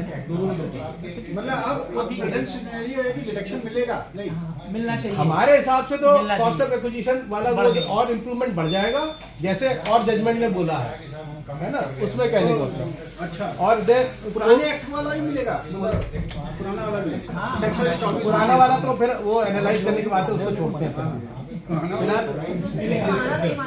अच्छा और सर वो वाला वो तब लिए जब आप आगे हाईकोर्ट तक जाना चाह रहे हो। अच्छा अब एक राधिका इसके आगे वाले में चलते हैं। पंकज जी चलिए सर आगे चलिए। आगे वाले में 22(1)(c) और आ गया 22(1)(c) का सर 22(1)(c) अब जो पहले 22(1)(b) का तो डिडक्शन के लिए लिखा है नए एक्ट में। 22(1)(c) के लिए नए एक्ट के में डिडक्शन के लिए नहीं लिखा है। 22(1)(c) क्या है प्री कंस्ट्रक्शन इंटरेस्ट जो 24(b) में ही आता था उसका प्रोवाइजो वगैरह में आ रहा है। तो 24(b) में इन्होंने जो नया एक्ट में लाए हैं वहां केवल 22(1)(b) यानी other than pre construction period का लाए। तो यहां पर तो क्लियर है कि प्री कंस्ट्रक्शन पीरियड का जो डिडक्शन है वो मिलेगा क्योंकि वो डिडक्शन कौन सा नहीं मिलेगा वो उन्होंने मना कर दिया है ना। तो फिर जैसे आपने अभी कहा ना कि डिडक्शन हम करते ही नहीं हम तो इम्प्रूवमेंट में ऐड कर लेते डिडक्शन की बात ही नहीं करें। अरे भैया अब यहाँ पर बात हो रही ना ये पंकज जी ने जो कहानी डाली है उसके पर्पज से अब हम कह रहे हैं कम से कम 22(1)(c) तो बचा लो नहीं तो ये कुछ भी नहीं बचाने देंगे। सेक्शन कौन सा 90 जी 90 नहीं कौन सा सर आप ये जो चल रहा है दिस इज 72 नहीं 22(1)(c) में क्या है 72(3) देख पढ़ोगे तो जो प्री कंस्ट्रक्शन पीरियड का जो इंटरेस्ट होता है ना वो 24(b) में हमने क्लेम किया ठीक है ना, 1/5 जो भी है 1/5 या जो भी कंपोजिशन है वो डिडक्शन यहाँ पर अगर जो 72 में लिखा है ना कौन कौन से डिडक्शन नहीं मिलेंगे, इसमें नहीं तो 22(1)(b) तो लिखा है लेकिन 22(1)(c) नहीं लिखा है। अच्छा, इसका मतलब वो नहीं तो मिलेगा। मींस इसको हम डबल क्लेम कर सकते हैं, इंटरेस्ट में भी और इधर भी। ये मेरे ख्याल से अमेंडमेंट आ चुका है। जब आपको फाइनेंस एक्ट की हम तो नया एक्ट देख रहे हैं क्या, 2026 देख रहे हैं। नहीं, हमने तो नया एक्ट पढ़ रहे हैं ना। 22(1)(c) क्या बात हुई? 5 प्री कंस्ट्रक्शन पीरियड का Construction इंटरेस्ट। वाला। वो तो कॉस्ट का पार्ट बन तो जाता उसको है ना। डिसअलाउ नहीं किया है। नहीं सर, उसका भी तो क्लेम करते हैं ना 1/5 करके। 1/5 क्लेम। क्लेम मैंने अलग किया है। नहीं सर, पहले में नहीं ले सकते थे, Claim अब करना हम अलग चीज़ है। सर पहले नहीं ले सकते थे ना, नहीं। क्लेम्ड है तो खत्म हो गया वहाँ से। वहाँ 24 यहाँ पे 24 भी पूरा था ना। वो आता है अभी भी। तो यहाँ पे अलग सेक्शन है। यहाँ पर क्लेम कर चुके हो तो भी हम 1B वाले हैं तो वो 1C पहुंच गया। मतलब अगर क्लेम भी कर चुके हैं आप तो भी डिडक्शन में नहीं जाएंगे। आप ऐसा नहीं, वहाँ पे ये था ना जैसे इंटरेस्ट होना क्लेम कर लिया अगर प्रॉपर्टी में, तो हम कैपिटल गेन में नहीं ले आते थे। इसमें क्या हमें लगा है, अगर ये हट गया है Yes. तो हम दोनों तरफ ले सकते हैं क्या? बिकॉज एक्सेप्शन में केवल 22(1)(b) की बात कर रहा है। ये क्या है? नहीं, एक्सेप्शन नहीं, डिडक्शन जो अलाउ नहीं होंगे। प्री कंस्ट्रक्शन नहीं है, उसमें रेगुलर क्या 22(1)(c) में आ रहा है प्री कंस्ट्रक्शन। क्यों शिखर 22(1)(c) आ रहा है, फिर हम पहले की तरह डबल बेनिफिट ले सकते हैं, मतलब उधर भी क्लेम नहीं, वहाँ भी 24 भी माना था ना। हेलो अब डबल हो गया ना फिर। अब डबल मिलेगा वो। समझ में नहीं आ रहा 1-to-1 चल रहा है। चला आगे, हाँ हाँ आगे। ये क्लियर हो गया ना। क्लियर हुआ ये। ये हो गया कि नहीं किया? अरे 22(1)(c) भी क्लियर नहीं हुआ। होगा तो फिर बाद में। चलो सर 22(1)(c) के लिए कह रहे हैं कि डबल उसका बेनिफिट मिल जाएगा। ऐसा है डिस्कशन का पर्पस ये है कि टेक्सचर खुल जाए बस, क्या घर जाके पढ़ने का मन कर जाए। करना पड़ेगा। सर घर जाके कहाँ पढ़ते हैं, यही पढ़ते हैं। अच्छा, अब आया सामने आता है केस तभी पढ़ते हाँ, अब ये जो है ना, ये जो कैपिटल गेन में इंडेक्सिंग वाला जो इशू है जिसमें 112(1)(a) और अब नया सेक्शन आ गया 197(3). तो यहाँ फार्मूला दे दिया कि जो इंडेक्सेशन का बेनिफिट के लिए जो एक्सेस टैक्स है वो इग्नोर कर दिया जाएगा। Excess income tax computed as per the following formula shall be no. हाँ, वो वही वाला, वो दोनों में जो बेनिफिशियल वाला वो तो सेम चीज वही है। नहीं सेम चीज़ तो है लेकिन इसका इंटरप्रिटेशन कई जगह अलग अलग आ रहा है कि अगर हमारी 2 प्रॉपर्टी है या 4 प्रॉपर्टी है तो उनका एक सेकंड, उसका जो हम कैपिटल गेन निकालेंगे या ये इसका जो ग्रैंडफादरिंग जो बेनिफिट लेंगे तो क्या उन कैपिटल गेन निकालने के पहले हम क्लब कर लेंगे या ईच जो सारे एसेट का पहले कैपिटल गेन निकालेंगे फिर क्लब करके टैक्स लगाएंगे, या ये हर एसेट की अलग अलग पूरी ये जो है एग्जम्पशन वाला जो ये है वो निकालेंगे, क्योंकि सब पर टैक्सेशन अलग अलग आ रहा है। अलग अलग ही निकालना चाहिए, किसी में कोई बेनिफिट किसी में कोई बेनिफिट, मतलब अब इसमें लिखा क्या एग्जैक्टली, क्योंकि पहले तो यही करते थे कि हर एसेट का अलग निकालते थे, किसी में ओल्ड में बेनिफिट किसी में न्यू में, तो उस तरह से अभी क्या लिखा है क्या आप बताइए। नहीं। कैपिटल गेन तो एसेट वाइज ही निकाला जाता है। हैं। हाँ हाँ, मतलब वही सर जो बता रहे थे उस चीज को अभी क्या लिखा है, क्योंकि अभी ये फॉर्मूला दिया पहले नहीं फॉर्मूला था, दे दिया है। तो इसलिए इसमें तो एग्जैक्टली वर्डिंग क्या फॉर्मूला है, के ऊपर देख लो क्या है। वही वही इसीलिए कह रहे हैं। उसमें क्या लिखा है, लॉन्ग टर्म कैपिटल एसेट्स लिखा है, एसेट लिखा है, क्या लिखा है इसे देखो। पूछ रहे हैं। नहीं यहाँ लॉन्ग टर्म सर 197 हाँ कर दो। 197 एसेट लिखा है, एसेट्स लिखा है। Long term capital asset sir चलिए इसमें ना हम लोग ऐसे देखते हैं capital gain computation provision is something which is there by 48। Okay, background दे रहा हूं मैं। 1961 में 48 हम देखते हैं कैपिटल गेन्स कंप्यूटेशन। 112 में मैं चार्ज लगाता हूं। ओके, सिंपल केसेस के व्हाट हैपेंड इज के 23rd July 2024 when FA number 2 2024 the second act was introduced, then there was an amendment. What was the amendment? Amendment was simple कि indexation is to be not encouraged now. Simple. तो encouragement रोकने के लिए उन्होंने क्या किया कि एक ऑप्शन लेके दिया टैक्स पेयर्स को कि आपकी अगर प्रॉपर्टी 23 जुलाई 2024 से पहले खरीदी हुई है और आप उसको उसके बाद बेच रहे हैं, then you have an option. You will tax first will be computed at the rate of 12.5%. Excess of 20% with indexation will be given as a relief. So that was the amendment, okay, as a background. So 1961 Act के हिसाब से the language was simple in the proviso which is there in the red font. Provided further that in case of a LTCA, being land or building which is acquired before 23rd July 24, where income tax computed under item B exceeds the tax computed in accordance with the provisions of tax of the Act, which stood immediately before the amendment, has to be ignored, and such excess has to be ignored. So I have to compute 20%. Minimum वाला वो ले लीजिए. Correct, exactly. Access avoid कर दो. Exactly. So इसके हिसाब से sir, what was the interpretation is the challenge which we are seeing here for the first time अभी के लिए. तो let's take a simple example. इस अमेंडमेंट को समझने के लिए मैं 1961 एक्ट की बात कर रहा हूं, which is basis this amendment. I am giving you an example. Let's take there are two properties. Okay. एक प्रॉपर्टी ए है, प्रॉपर्टी बी है. Both are LTCA properties, and in one there is a capital gain, in second there is a long term capital loss. Okay, now how do we give effect to this proviso is something which we want to see. चल, तो please see the table. इसमें आप देखेंगे long term capital asset, long term capital loss on grandfather property. Grandfather का meaning मतलब क्या है? 23 जुलाई 24 से पहले खरीदी हुई प्रॉपर्टी. तो उस पे गेन्स विद इंडेक्सेशन, मतलब long term capital loss with indexation is 200. Why? Because without indexation is 50. तो इंडेक्सेशन की वजह से 200 हो गया मेरा. ठीक है. Second is long term capital gain on property B. उस पे without indexation capital gain is 250 and indexation के बाद रिड्यूस टू 100 रुपीज.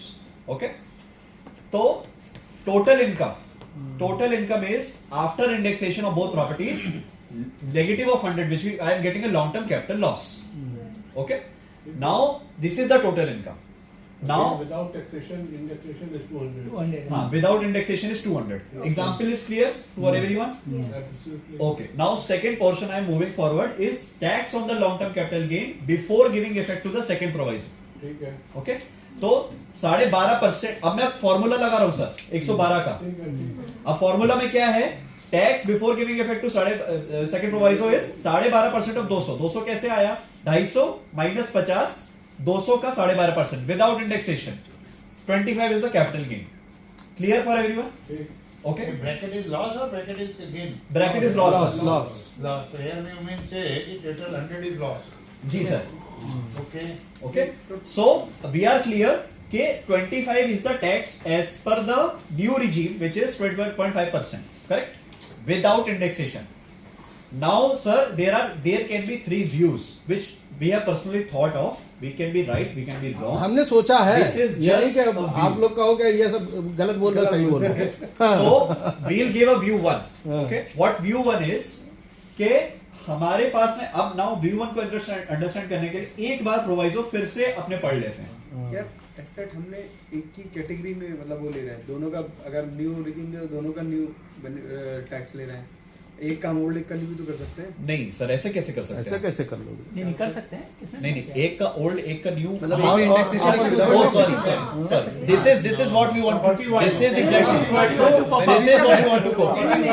इस एग्जांपल में नहीं सेट हो पाएगा. हाँ, एक लॉस का एक अभी वो थर्ड एक चौथा एग्जांपल. वो तीसरा एग्जांपल हाँ, but perfectly पोटा. इसको भी बताता हूँ. So sir, proviso हम लोग एक बार जल्दी से पढ़ लेते हैं. In case of a long-term capital asset which is acquired before that date, where tax computed under item B exceeds the income tax computed in accordance with the provisions of this act as they stood immediately before the amendment. Okay? तो amendment से पहले का tax कैसा होगा अब वो निकालते हैं अपन. तो आप एग्जांपल में आ जाइए. अब एग्जांपल में आप व्यू वन देखिए कि क्या view one is netting of the complete capital gains. Netting है कि नहीं है? नेटिंग हम लोग कर सकते थे. Is view one after indexation. Is it possible? ऐसा है. सबसे पहले तो how will you compute your total income? First you come to that. Yes. Whatever tax provisions are there, that does not disturb your total income. Total income Total is income वाला क्या tax under the head in total income, what is going under the head capital gain, that is minus 100. Yes. That you will be carrying forward. Yes. So in this scenario, there is no tax on capital gain. Yes. Yeah. Yes, sir. So the View one वाला ना? will only be coming and nothing else. Right, sir. नहीं चलो अब Sir, view sir, तो this is- देख तो लीजिए Sir, this is देख view. लिया मैंने, समझा हुआ है। हाँ, so हाँ, sir, तो this is दूसरा को भी view समझ one, लेने दो। where we are adopting a bucket approach. Bucket approach कैसा है? ये बकेट अप्रोच है ना बकेट अप्रोच सर कैसा होता है कि what Pankaj sir has narrated here that indexation हम दोनों प्रॉपर्टी को करेंगे और नेट ऑफ करके कैपिटल गेन नहीं निकालेंगे। नहीं प्रॉपर्टी वाली पहले ही sorry हाँ, नहीं वही तो कर रहे हैं sorry here in this scenario sorry the total income is 200 because for the purpose of total income there will be no indexation. Sir For the purpose of how you will compute the total income, I think he's right. total income is sorry, तो excess I ignore left it करेंगे out. ना He's right. Here in this case, total income is 200. Now we will see under the 200 what is the component. Component is second property. हाँ So then we will have to see what is the net impact is coming because of this and what is the impact of second property. अगर हम वहाँ पे करते तो loss होता. हाँ हाँ हाँ हाँ मैं समझा सर। तो वो आप जो कह रहे हो वो होगा। आप ना यहाँ पे एसेट बाय एसेट ले रहे हो। एसेट बाय एसेट ही मैं टोटल इनकम सर आप टोटल इनकम कैसे ले रहे उसका भी हो? asset आप by इंडेक्सेशन asset लगा रहे हो ना टोटल नहीं लगा रहे नहीं लगा रहे टोटल इनकम के लिए total computation without index without indexation. Without indexation so how are you giving effect to 48 sir? ले रहे हैं आप 1961 एक्ट के हिसाब से बिफोर FA 24 अमेंडमेंट के हिसाब से we have to compute capital gain.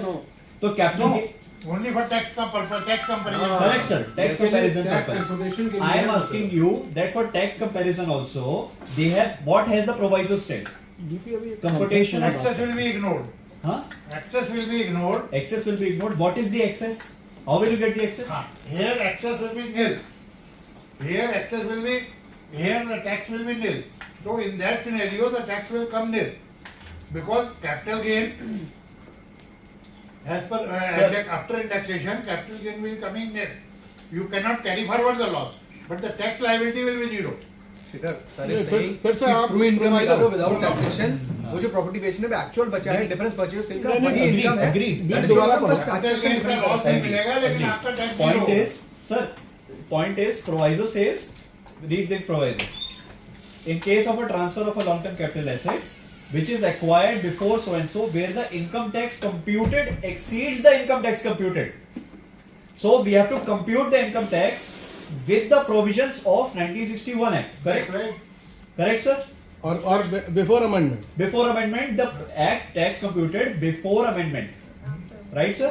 इसका मतलब तो- इंडेक्सेशन से आपको कंप्यूट करना पड़ेगा सर वो मैकेनिज्म है दोनों बट सर का कहना है कि ट्रू इनकम वही है जो हम परचेज में True income अभी income की छोड़ बात दो। नहीं हो रही सर ना। टोटल इनकम वही उसको ले रहा है अरे यार अभी वही बात कर रहा है जो पहले- जो प्रोविजन कह रहा है उसको पढ़ो ना ये डिफरेंट बात हो रही है ये समझो तो बात को वही कह रहे हैं उसको ये मत करो तुम जस्टिफाई कुछ मत करो एज लॉ पढ़ो पहले So, sir, we have to compute the tax with the provisions of 1961 Act, correct? Okay. 1961 Act के तरीके से अगर मैं टैक्स निकालूंगा, do I give effect to indexation? Yes. I have to apply 48. Yes. Second proviso to 48, indexation I apply. If I apply that indexation, what is the effect that I am giving? Is what view 1 is. Minus 100 View 1 is I am indexing LTCL. Property A, I am indexing property B, I am getting a loss of 100. Bucket approach. This is the bucket approach. Are we clear here, sir? Matlab, this is a view. Please, I am not here to fight. This is just a view. Second view is applying on a asset by asset approach. Okay? Asset by asset approach is where each property has to be given on an or studied on an independent terms for the computation of tax. Now, what is the asset by asset approach? के मेरे पास में property ए का after indexation -200 है.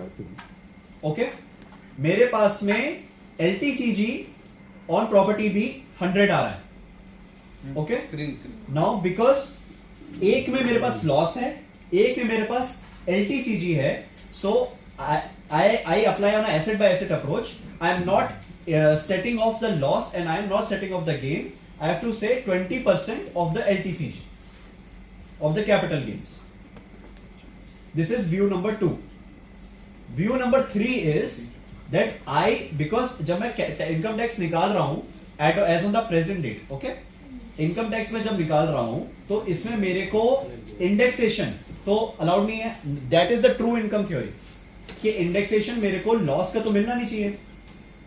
So if I am not getting the indexation of the loss, what I am deducting is 250, which is the capital gain on property B, minus the capital loss, which is 50, and then I reduce 150. Then reduce 150. What is that? What is 150? 150 is the cost of acquisition, sir. नहीं sorry, index cost, indexation का factor है. Difference between the indexation and capital gain of the indexation without indexation. So 250 minus 100. हाँ 250 sir Pankaj sir LTCG is 250, okay, property B, उसमें से मैं capital जो loss है original loss है which is 50 वो माइनस कर रहा हूँ और जो इंडेक्सेशन फैक्टर है प्रॉपर्टी बी का वो माइनस कर रहा हूँ. So I am getting a capital gain of 50 Okay. As per the old provision sir. तो उसका 20% इज 10 रुपीज. तो this are 3 views permissible which we have thought of and now we request के इसमें अब इसमें कौन सा व्यू सही नहीं है लगता है? समझ में नहीं आया. थर्ड वाला समझ नहीं आया. टैक्स कैलकुलेट करने से पहले जो मुझे लगता है मेरे हिसाब से जो तुम्हारा view इसलिए बना है, मैम क्योंकि मैं इंडेक्सेशन का फैक्टर पुरानी एलटीसीएल में इसलिए नहीं दे उसके सकता पहले बिकॉज amendment के इंडेक्सेशन हम लोग को नहीं फैक्टर करना बिकॉज ये सिर्फ टैक्स कंप्यूटेशन के पॉइंट ऑफ व्यू से. सुनो, व्हाट मेरे वी आर हिसाब से view 1 होगा. एक्चुअली में क्या है ना, ये हटा दे, जरा जगह समझ चाहिए. में आया, पहले टैक्सिंग कैलकुलेशन बाद में होगा, पहले सेट ऑफ के रूल्स फॉलो होंगे.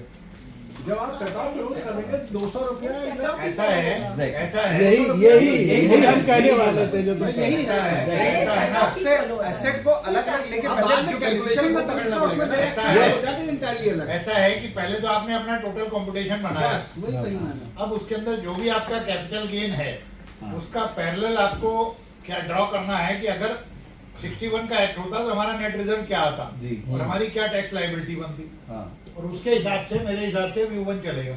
जी करेक्ट यही चलेगा. करेक्ट. सर जो व्यू 3 इसलिए नहीं चल सकता कि इंडेक्स को नॉन इंडेक्स के साथ आप सेट ऑफ हाँ सेट ऑफ नहीं कर सकते. Tax purpose. वही जो तुमसे बात हो रही थी ना वो नहीं हो सकता. This is what actually we were trying to बहुत sir Anshul sir was saying कि ट्रू इनकम थ्योरी के और पंकज सर वाज सेइंग कि ट्रू इनकम थ्योरी के बेसिस पे आपको अगर लोगे तो वो भी नहीं ले सकते अपने को as per tax computation is indexation के बाद. तो राइट सर. इसमें एक चीज है ना, हम हर एसेट को अलग अलग क्लासिफाई अलग अलग कैलकुलेट करेंगे for the एक्चुअली में purpose. आपकी जो बेनिफिशियल है उसका लेंगे. आज किसी में इंडेक्सेशन का बेनिफिट नहीं विदाउट नहीं, इंडेक्सेशन. अक्सर आज की डेट में आपकी इनकम इंडेक्सेशन के बाद है ही नहीं. वो रॉन्ग कैलकुलेशन मैं है. मना नहीं कर रहा हूं. मैं विदाउट कह रहा हूं- indexation is your income. Sir सही बात है. नहीं, वो इग्नोर For the करेंगे. purpose of tax calculation that is okay. लेकिन your income is without indexation. हाँ वो तो मैं कह रहा हूँ. वही तो सर स्टार्टिंग में कह रहे थे कि ना विदाउट तो सर तो सही सर कर मैं मना नहीं कर रहा हूँ. मैं भी यही कह रहा था. मैं अभी सिर्फ ये कहना चाह रहा हूँ हम हर एसेट का अलग अलग करेंगे. किसी में हो सकता है विदाउट इंडेक्सेशन बेनिफिट हो, किसी में विद इंडेक्सेशन बेनिफिट हो. तो वही बात हो जाएगी. फिर भूल वो जाइए. कॉन्ट्रडिक्ट हो जाएगा. फिर भूल जाइए. वो contradict हो फिर भूल जाइए. फिर नहीं हो सकता आंसर. इनकम पहले डिटरमिन करो विदाउट इंडेक्सेशन. हाँ. जब टैक्स कैलकुलेशन के लिए आओ तब वहां बात करो. पहले सेट ऑफ करोगे पहले set off. इंटरहेड. हाँ. ये जो सर कह रहे हैं इसके बाद में कैलकुलेशन तब होगा आप टैक्स का. calculation. Here is actually- पहले इंट्राहेड. मैं आपको बोलूँ ना 2010 का आगे डिसीजन कह रहे है हैं और कि हम एक ही बकेट चाहे विद इंडेक्सेशन है चाहे विदाउट इंडेक्सेशन. इसमें बॉम्बे हाई कोर्ट जरा जो हम लोगों ने निकाला वो एक मिनट थोड़ा सा इसको एक्सप्लेन करें. अंशुल भी to some extent is right. क्योंकि ऐसा है ना कि एक बार आपने टोटल इनकम आपने फर्म कर ली, उसके बाद में टोटल इनकम में जो कैपिटल गेन हमारी बच रही है उसको आप देखेंगे कि कौन कौन सी हमारी कैपिटल गेन उसमें बच रही है. सेट ऑफ करने के बाद में अगर आफ्टर विदाउट इंडेक्सेशन भी लॉस है, विदाउट इंडेक्सेशन अगर गेन है लॉस है तो नहीं लॉस भी है. तो अब ये मान लीजिए एक प्रॉपर्टी हम यहाँ पे और डालते हैं, 2 में गेन है 1 में लॉस है. ठीक है. And you have a choice to set that loss against whichever income you want. That option is there. Then you will see what remains. And then for on each, because each capital gain is a source in itself. And so for each source you can apply the option and compare the income, which Right. one is higher, and you can ignore one of them. ये सही है, separately हम लोग उसको जो है हर asset को अलग अलग क्लासिफाई Why- करना जो why- for the purpose of Set off. For the purpose of taxation.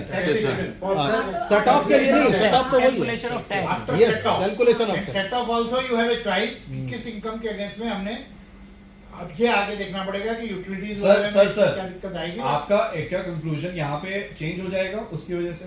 Third के बाद में ना हाँ हो जाएगा।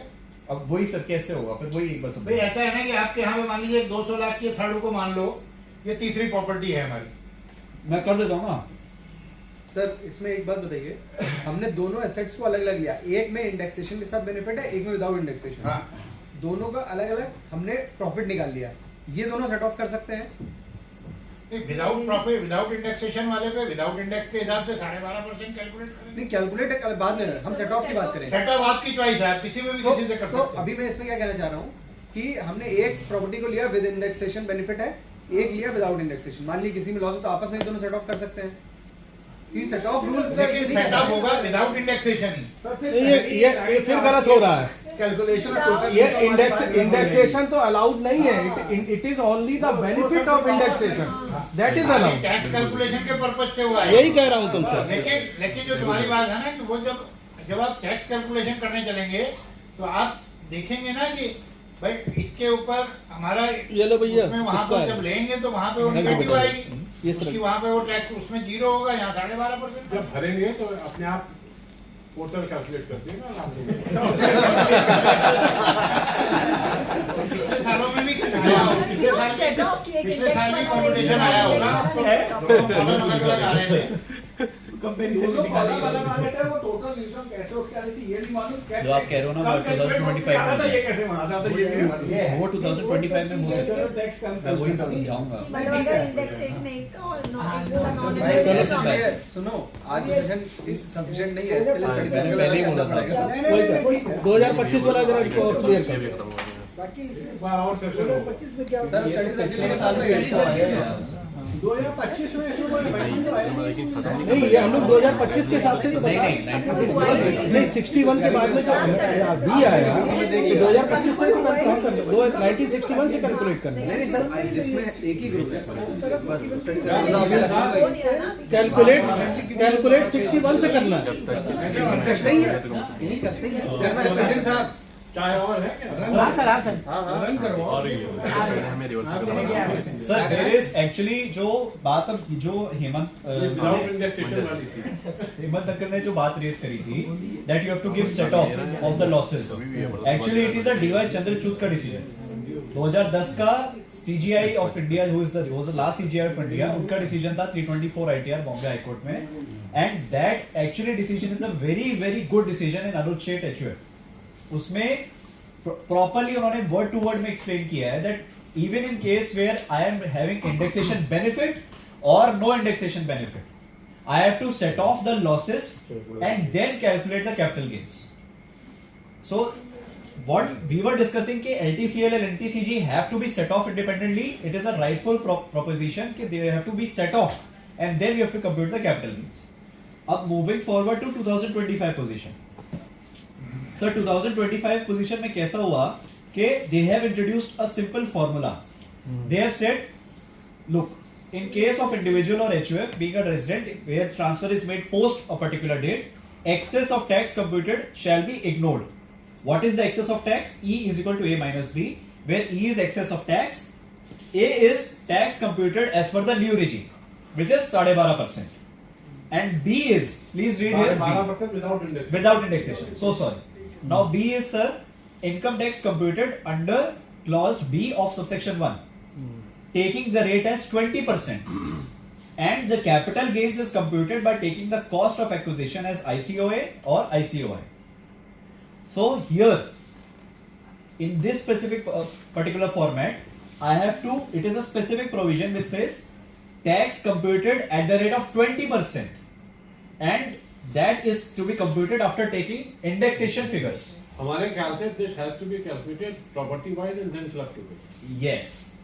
इसका कोई तरीका ही और नहीं है। इस formula के। Yes, Yes, yes. yes, exactly. Property wise ही होगा सर। Exactly. यहाँ पर तो आप लोग कर ही नहीं सकते। Yes, ये काम है। exactly, exactly. It has to be calculated property wise. Property wise. Exactly, sir. तो वो बदल गया methodology। यही हम कह रहे थे। This is a proviso to clause B. Yes. तो क्लॉज बी जो आपका जो सबसेक्शन 1 है वो आप पढ़िए। पहले तो सबसेक्शन 1 ट्रिगर करेगा ना, फिर उसके बाद में आप इस पर आओगे। ऑप्शनल है ये। सबसेक्शन 1 क्या कह रहा है? Where the total income of an assessee includes any income arising from the transfer of a long term capital asset which is chargeable under the head capital gains, the tax payable by the SSC on the total income subject to subsection 2 and subsection 3 shall be aggregate of B2 और 3 में क्या है? देखिए 2 और 3 मैंने third तो यही है सर, Three थर्ड को तो ही सब्जेक्ट लगाया। टू कर दिया उसने। सब 2 देखते हैं। नहीं थर्ड तो सब्जेक्ट टू कर दिया। 112 थर्ड को तो सब्जेक्ट टू ऊपर कर भी तो ये है ना, at the rate of 12 या एक और तरीका लेकिन है, सब्जेक्ट टू कर दिया सर, प्रॉपर्टी तो वाइज इसका मतलब निकालिए, देखना पड़ेगा। टैक्स देखिए, लमसम निकालिए, टैक्स देखिए, जो बेनिफिशियल है वो ले वो ले ली, लेकिन वही है लमसम ये। सर, नहीं, लमसम सर, कहाँ उसी कहाँ? में जाएगा। लमसम कहाँ है? सबसेक्शन 1 तो ये हो गया। सबसेक्शन 2 में है नहीं वो subject in the case of an SSC or HUF being a resident where the total income as reduced by the long term capital gain, ये तो ये है कि लॉन्ग टर्म कैपिटल गेन को रिड्यूस करके वो मैक्सिमम अमाउंट वाला है, और 2 में और 3 में ये फार्मूला है, ये फार्मूला है। तो इसका मतलब ये जो है यहाँ पर तो टोटल अमाउंट कह रहा है। क्यों पंकज जी? पहले में सबसेक्शन 1 में कह रहा है total income of an assessee इस पर chargeable under the head capital gain the tax payable on the total income, subject to फिर सब्जेक्ट टू सबसेक्शन 2, 3, 4 है। तो 3 तो उसमें आ गया ना। सुपरसीड कर गया अगर ना। अगर सब्जेक्ट 2, 3 आ गया तो ओवरराइड कर दिया। ओवरराइड कर गया सर। तो 3 तो एक्सीड कर ही रहा है ना, एक्सेस को इग्नोर कर रहा है। नहीं तो यहाँ तो एसेट वाइज अगर हम कैलकुलेशन होगा कैसे? भैया आप पहले उसका कैलकुलेशन कैसे होगा? पॉसिबल ही नहीं है। पॉसिबल कैसे है? उसके ऊपर वाले का कैलकुलेशन कैसे होगा? किसका ऊपर वाले का? पहले जो है इनकम टैक्स 12.5 जो आज जो टोटल कैपिटल गेन पे 12.5% आप कैलकुलेट कैसे करोगे? तो वहाँ भी तो कैलकुलेट करोगे, तो वहाँ पे टोटल का करोगे या अलग अलग करोगे? टोटल का करेंगे। वहाँ जब टोटल का करोगे तो यहाँ भी उसके ब्रेकअप को ही देखना पड़ेगा, उसके हिसाब से उसको 20% लगा के एक्सेस कंपेयर करना पड़ेगा इंडेक्सेशन निकाल करके। पहले तो टोटल ही करना पड़ेगा, पहला टोटल होगा, क्योंकि अदरवाइज फिर जो सेट ऑफ के प्रोविजन ओटीओस हो जाएंगे, तो वो इन्फेक्चुअस हो बाद जाएंगे। में और पहले जो बच रहा है जितना उसी के रेफरेंस में आपको नीचे लाना पड़ेगा बात करने में। सर। अब मेरी इसमें एक छोटी सी क्वेरी बताए क्या है जो मेरी आ रही है। आप मुझे एक बात बताइए, indexation long term capital loss का ओके होगा नहीं? होगा नहीं? कौन से लॉन्ग टर्म कैपिटल लॉस? जैसे लॉस सर- निकलेगा कैसे बिना इंडेक्सेशन? हाँ बिना इंडेक्स नहीं सर, लॉस हो भी सकता नहीं है, लॉस लेकिन अपने indexation केस तो में देना मान लीजिए कि पड़ेगा। लॉस है विदाउट इंडेक्सेशन। हाँ तो लेकिन इंडेक्सेशन तो करना ही पड़ेगा। इंडेक्सेशन में सर लॉस बढ़ जाएगा। पोस्ट दिस रेट कैसे दे सकता हूँ? सर अगर आप उस कैलकुलेशन पे जाना तो इंडेक्सेशन तो करके ही तो फाइनल लॉस निकालेंगे ना। इंडेक्सेशन होता for the purpose of excess tax. इसीलिए मैं कह रहा हूँ कि प्रॉपर्टी वाइज वहाँ पर- एक मिनट नहीं, एक मिनट क्या कहना चाह रहे हो? सर ये कह रहे हैं कि जैसे मान लीजिए कोई एसेट है तो एक्चुअली उसका कॉस्ट और सेल प्राइस में लॉस आ रहा है, मान लीजिए 50 रुपए लॉस आ रहा है, तो उसके ऊपर इंडेक्सेशन नहीं निकालेंगे क्या? क्यों नहीं निकालेंगे? ये मैं- कहाँ लिखा है? लॉस बढ़ जाएगा। एक मिनट मतलब किस पर्पज के लिए निकालना है इंडेक्सेशन? इंडेक्सेशन सर मेरे को capital gain Loss excess tax compensation। निकालने के लिए करना पड़ेगा। एक्सेस से लेकिन अगर लॉस है तो उसमें कोई टैक्स क्वेश्चन ही नहीं लगेगा। है। क्वेश्चन नहीं आएगा ना। लेकिन किसी मैं और वही set बोल off तो रहा हूँ ना होगा। सर, तो मेरे पास फिर एसेट बाय एसेट अप्रोच बची बची है बस। मेरे पास टोटल बकेट नहीं बची। जब मल्टीपल अगर आपके पास वो टाइम से मल्टीपल आपके पास हैं हाँ तो आपके पास जो प्रेजेंट का जो सबसेक्शन 1 में हाँ जो कैपिटल गेन का पोर्शन है हाँ वो क्या है? उसमें लॉस का सेट ऑफ के बाद में है। लॉस के सेट ऑफ के बाद में तो जब आप उस लॉन्ग टर्म कैपिटल गेन को लेकर के चलेंगे तो उसको आपको कंपैरिजन करने के लिए सारे एसेट्स को लेकर के वर्कआउट करना पड़ेगा। ये 12.5% का मल्टीप्लिकेशन है, ये 20% का मल्टीप्लिकेशन है विद दिस एडजस्ट, और जो टोटल में जो डिफरेंस आएगा दैट विल गेट इग्नोर्ड। मतलब sir you are still saying के view 1 will be the approach Yeah, you adopt certainly. के indexation of both items and then you give the effect. Certainly, that has to be done. That is the only way.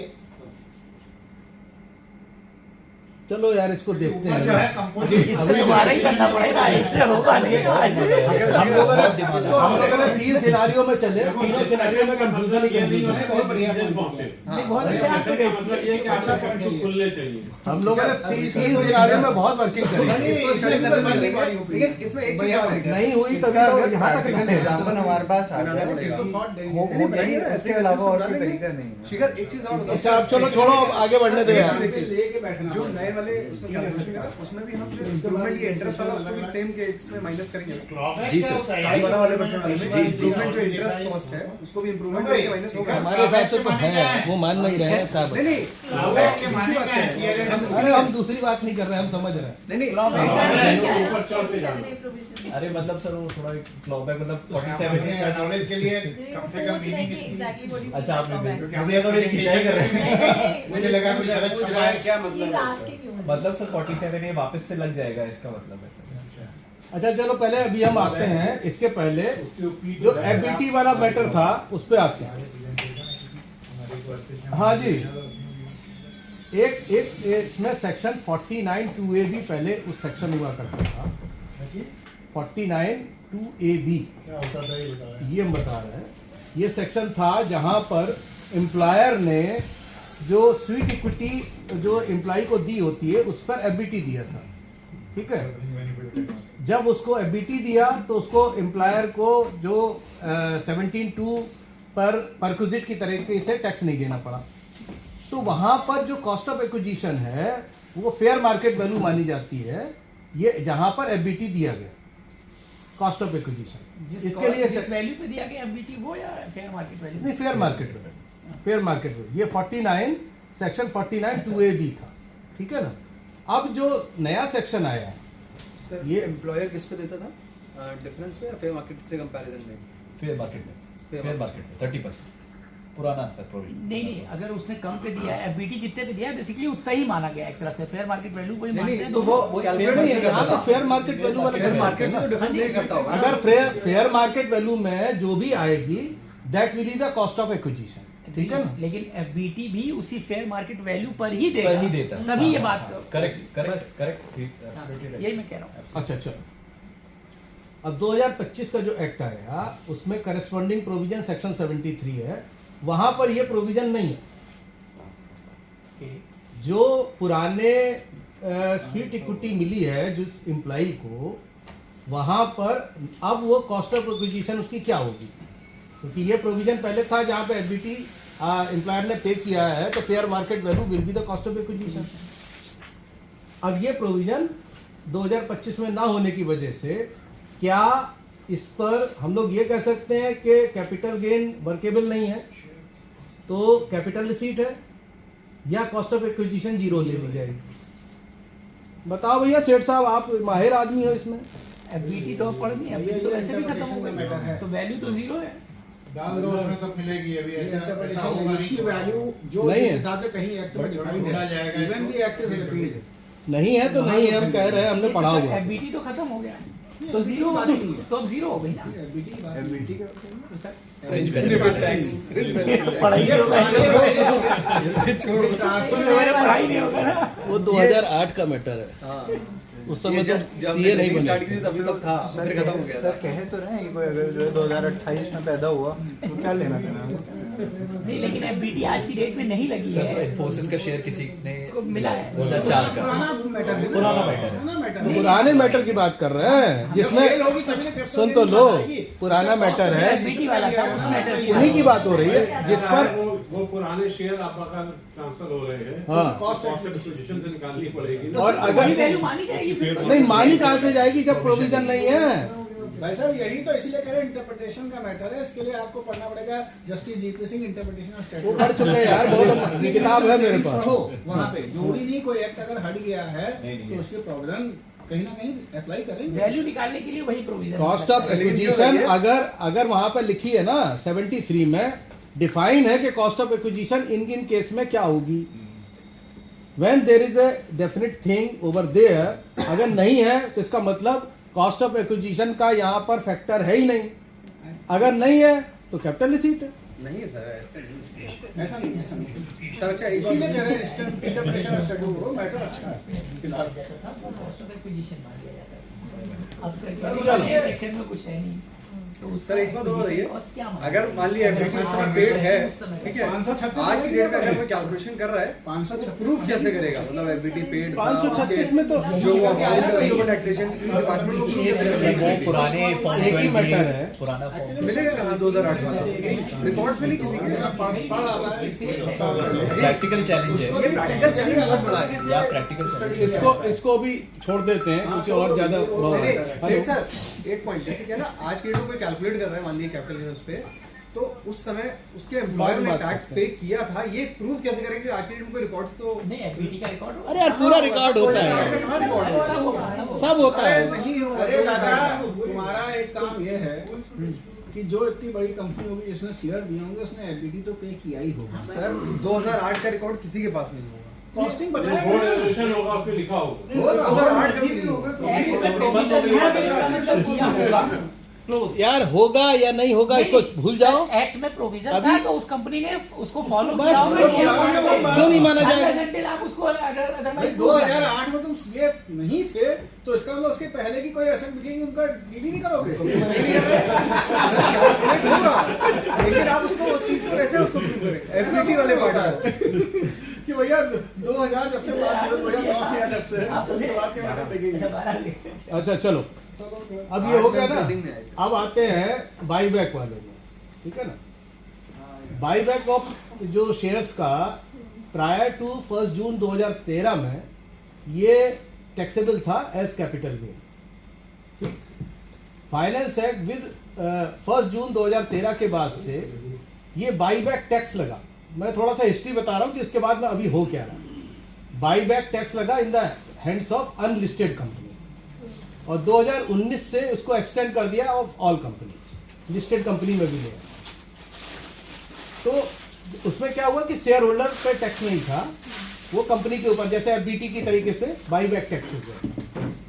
इसके बाद में ये 2024 में amendment हुआ, section 222F ले आए जिसमें डीम्ड डिविडेंड की तरीके से जो बाईबैक ऑफ शेयर था उसको इनकम मान लिया। तो नाउ वो जो है ना पेंडुलम शिफ्ट होके now the taxation is on the share holder, है ना।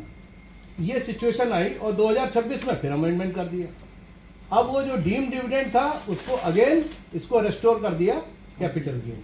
नहीं, सब्जेक्ट टू वन थिंग कि क्या? अगर वो मेजॉरिटी शेयर होल्डर का है तो डीम डिविडेंड ही माना जाएगा। क्या मेजॉरिटी शेयर होल्डर के बाईबैक है तो डीम डिविडेंड ही जाएगा। ये कहाँ लिखा है? माइनॉरिटी ऐसा नहीं हो, प्रमोटर ने रेट ज्यादा किया। अभी प्रमोटर वाला अभी हम बता रहे हैं, अभी पूरी बात नहीं हुई सर। अब आते हैं, हाँ अब नया प्रोविजन में ये जो डीम डिविडेंड की डेफिनेशन है ना वो सेक्शन 240F करके ये इंसर्ट किया था 2026 में भी। वो अभी जो एक्ट बना तो वो डेफिनेशन से हटा दिया, यानी वो डीम डिविडेंड वाला जो प्रोविजन नहीं है कैपिटल गेन टैक्स उस पर लागू हो गया। अब एक दो इसमें बड़े अच्छे पॉइंट्स आ रहे हैं कि जो डेफिनेशन है ना इनकम की, सेक्शन 249 इसका क्लॉज के देखो, निकालना शिखर 249 क्लॉज के देखते हैं, फिर इसमें भी कोई लड़ाई झगड़ा हो जाए।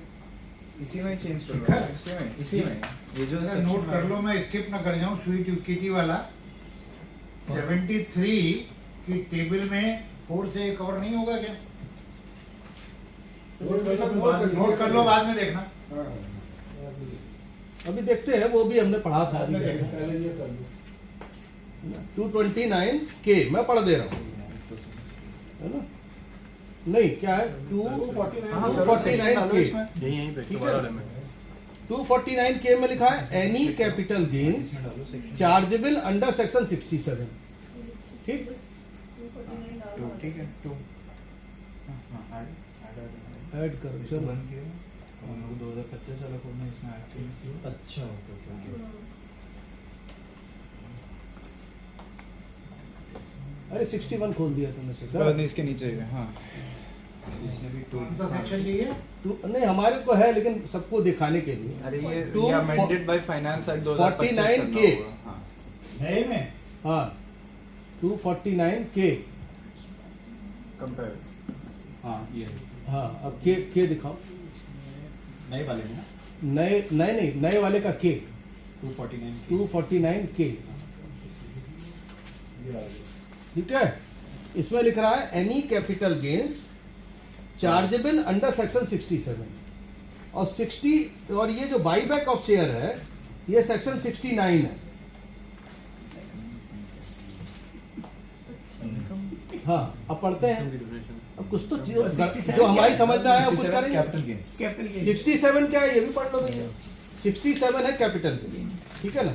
इसमें लिखा है, पहले 67 पढ़ लेते हैं जरा, सबसेक्शन 1 एनी प्रॉफिट और gains arising from the transfer of a capital asset effected in a tax year shall save as otherwise in section 82, 83, 84, 85, 86 से लेकर 89 be chargeable to income tax under the head capital gains and shall be deemed to be the income of the tax year in which the transfer took place। ठीक है, यानी जहां पर transfer हुआ वहां पर ये आया। By back of share section 69, इसका सबसेक्शन 1 पढ़ो। Section 69 subsection 1 if a shareholder or holder of other specified securities आ रहा है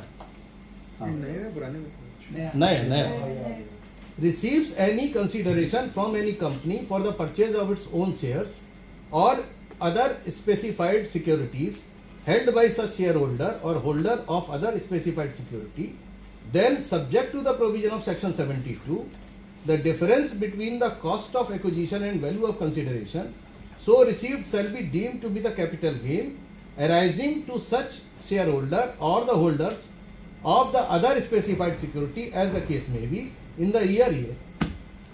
तो हमारा अभी एक इंटरप्रिटेशन निकल रहा है, प्राइमा फेसी इंटरप्रिटेशन ये निकल रहा है कि इसका जो कैपिटल गेन यहाँ पे निकल रहा है ये डीमिंग फिक्शन से आ रहा है, और ये जो डीमिंग फिक्शन से आ रहा है ये कैपिटल गेन और सेक्शन 67 का कैपिटल गेन अलग अलग।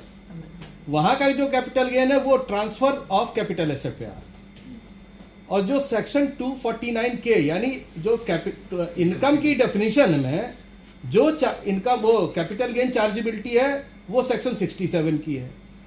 तो क्या ये सेक्शन 69 का बाई बैक ऑफ शेयर्स ये चार्जेबल भी है कि नहीं है? मतलब इनकम ही नहीं है। अब कुछ तो नई नई चीजें हैं देख रहे हैं। अंशुल तुम्हारा तो व्यू अलग होता है, बताओ। सर अभी ये सब ऊपर से इसको पढ़ना पड़ेगा, तो ऊपर से जा रहा है अभी। सर इनकम की डेफिनेशन में 67 लिखा है, सेक्शन 67 है which is capital gain. Now 69 में बायबैक इनकम है। अब देखते हैं, बट वो इनकम की डेफिनेशन में नहीं है। पूरा पढ़ो सेक्शन एक बार, वहां से कहीं डिफरेंस आ रहा है 69 का? नहीं यार वो पढ़ देख लिया नहीं ये देखना। अब इसमें चलो एक तो ये वाला एक पोजर है कैपिटल गेन, सुनो कैपिटल गेन डिफाइंड है जो सेक्शन 67 में है। अब सेक्शन 67 ही पढ़ना पड़ेगा ना उसके लिए। हाँ 67 पढ़ लिया, उसमें फिलहाल नहीं है, तुम और एक बार दोबारा पढ़ लेना। अब आता है ये ना एक चीज और जरा देखना, ये जो तुमने पढ़ा ना subject to the provision of section 72 में मोड ऑफ कंप्यूटेशन, जिसमें एक्सपेंडिचर और कॉस्ट ऑफ एक्विजिशन, वो एक्सपेंडिचर और कॉस्ट ऑफ एक्विजिशन ये बेसिकली माइनस होती हैं, और उसमें डिडक्शन भी पुराने का 48, ठीक है ना। तो इसमें कह रहा है ना कि ये सब्जेक्ट टू प्रोविजन, ये इसको भी जरा अब हम लोग को जितने कुछ नए भी लोग हैं पुराने भी लोग हैं, सब्जेक्ट टू प्रोविजन ऑफ 72 क्या होता है? अगर हम इसे सब्जेक्ट को देखें तो अगर बेसिकली मेरी अंडरस्टैंडिंग में आया कि ये ओवरराइडिंग सेक्शन है, यानी ये सेक्शन 72 इसको ओवरराइड। हाँ, इसका मतलब है डिफरेंस बिटवीन कॉस्ट ऑफ, ये जबकि ये दे रखा है कैपिटल गेन कैसे निकलेगा ये दिया, लेकिन इसके बाद में भी सेक्शन 72 ओवरराइड करेगा। अगर 72 ओवरराइड करेगा तो यहाँ पर अगर अनकोटेड शेयर वाला होता है तो यहाँ पर फेयर मार्केट वैल्यू लग जाएगी। ये सेक्शन 79 है ना सर, 79 50 CA वाला। हाँ तो सेक्शन 79 यानी सेक्शन पहले था 50 CA, ये भी लग जाएगा। अगर अनकोटेड शेयर है तो फेयर मार्केट वैल्यू का भी लग जाएगा अगर वैल्यू ऑफ कंसिडरेशन उससे कम है। पहले तुमने हटा ही दिया तो उसको आगे पढ़ क्यों रहे हो? कौन सा? 69 अरे यार सब तो पढ़ने दो, तुम्हारे जैसे इंटेलिजेंट सब लोग थोड़ी हैं। वो हटा रखा है हम भी नहीं है तुम्हारे बराबर। ये नहीं टैक्सेबल है तो क्या है? नहीं, मेरा कहने का मतलब है कि 72 ये जो सब्जेक्ट वर्ड है ना, ये भी बड़ा इंपॉर्टेंट है कि 72 ओवरराइड कर रहा है, और जब सब ओवरराइड कर रहा है तो फिर 50 CA भी प्ले कर रहा है। अगर मान लेते हैं अगर टैक्सेबल है तो, फिलहाल टैक्सेबल नहीं है ये, अभी इसमें पंकज जी कुछ ना कोई राय जरूर देंगे। तो मेरा इसके बाद में भी अगर आप सोचो तो 50 CA प्ले कर रहा है, क्योंकि 72 आ गया ना, 72 ओवरराइड कर रहा है, इसलिए वो प्ले करेगा। अब इसमें एक और चीज है, जो प्रमोटर वाला सेठ साहब कह रहे थे ना, जो प्रमोटर है इसमें भी प्रमोटर को भी डिफाइन किया है। सेबी के केस में अलग होगा, लिस्टेड कंपनीज में अलग होगा उसकी डेफिनेशन, अदर केस में सेक्शन 269 में प्रमोटर डिफाइंड है, और इंडिविजुअल भी है कि जो 10% से ज्यादा शेयर होल्डिंग करता है। तो अब एक चीज जो इसकी टेबल है ना, ये देखो आप टेबल, अगर शॉर्ट टर्म कैपिटल है तो ये एडिशनल, ये जो लिख रहा है ये एडिशनल टैक्स है, यानी नॉर्मल टैक्स जो नॉर्मल रेट पे निकलेगा, और ये एडिशनल लग जाएगा प्रमोटर के केस में जब वो बाईबैक होगा। ये देखो डोमेस्टिक कंपनी में 2%, अदर देन डोमेस्टिक कंपनी 10%। तो यानी अगर कोई मान लो इंडिविजुअल प्रमोटर है तो उसको इतना ज्यादा, domestic company means foreign company, यही समझना है कि अदर देन डोमेस्टिक कंपनी में फिर domestic company means company but not domestic. वो एजुस्डम जर्नलिस्ट की आप जो अंग्रेजी पढ़ रहे हैं, कोई यहाँ पर प्रमोटर की डेफिनेशन में इंडिविजुअल भी है। सिंपल वर्ड लिखा हुआ है, other than a domestic company, this mean company which is not a domestic. Sir एक चीज समझ लीजिए, इसमें इंडिविजुअल भी डिफाइंड है, और एचयूएफ इसको नहीं मतलब। अरे इंडिविजुअल भी प्रमोटर में डिफाइंड है, वो कहाँ गया, उसको क्या करेंगे? इसका मतलब एडिशनल टैक्स उसमें नहीं लगेगा।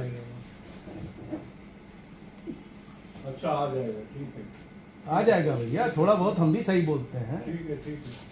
तो अब ये पॉइंट आ रहा है, आपने पहले प्रमोटर की डेफिनेशन नहीं पढ़ाई ना? प्रमोटर की डेफिनेशन बोली तो थी, प्रमोटर की डेफिनेशन कंपनीज एक्ट में जाओ ना। नहीं इसके अकॉर्डिंग सर, इसमें भी है, इसके अकॉर्डिंग ना। 3 देखो, 3 में देखो, a person who holds directly और indirectly more than 10% of share holding of the company, अच्छा तो इसमें ये प्रमोटर है। इसके अलावा 269 में भी जो फॉल करते हैं वो है, सेबी में जो लिस्टेड कंपनी फॉल करते हैं वहाँ अलग है डेफिनेशन, वहाँ रेगुलेशन पर्सन में सब आ गए। मतलब अदर देन डोमेस्टिक कंपनी में इंडिविजुअल भी आया। क्या कर रहे हैं, यही मेरा इंटरप्रिटेशन निकल रहा है।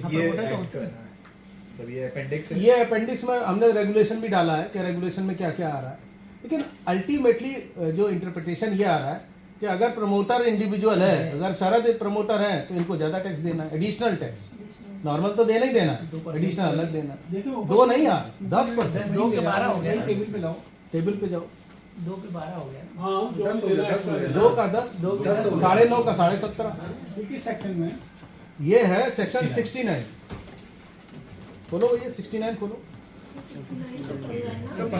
बाईबैक की बात हो रही है सर, पर्पस क्या मतलब ऐसा ये इतना डिफरेंस? यही तो मेरी समझ में नहीं आ रहा, तभी तो तुम लोग के सामने पूछ रहा है। नहीं से कि कमा के खुद को बेच के बाहर ना हो जाए। प्रमोटर निकले ना, अभी तो डोमेस्टिक कंपनी और डोमेस्टिक कंपनी के लिए आप कम कर रहे हैं।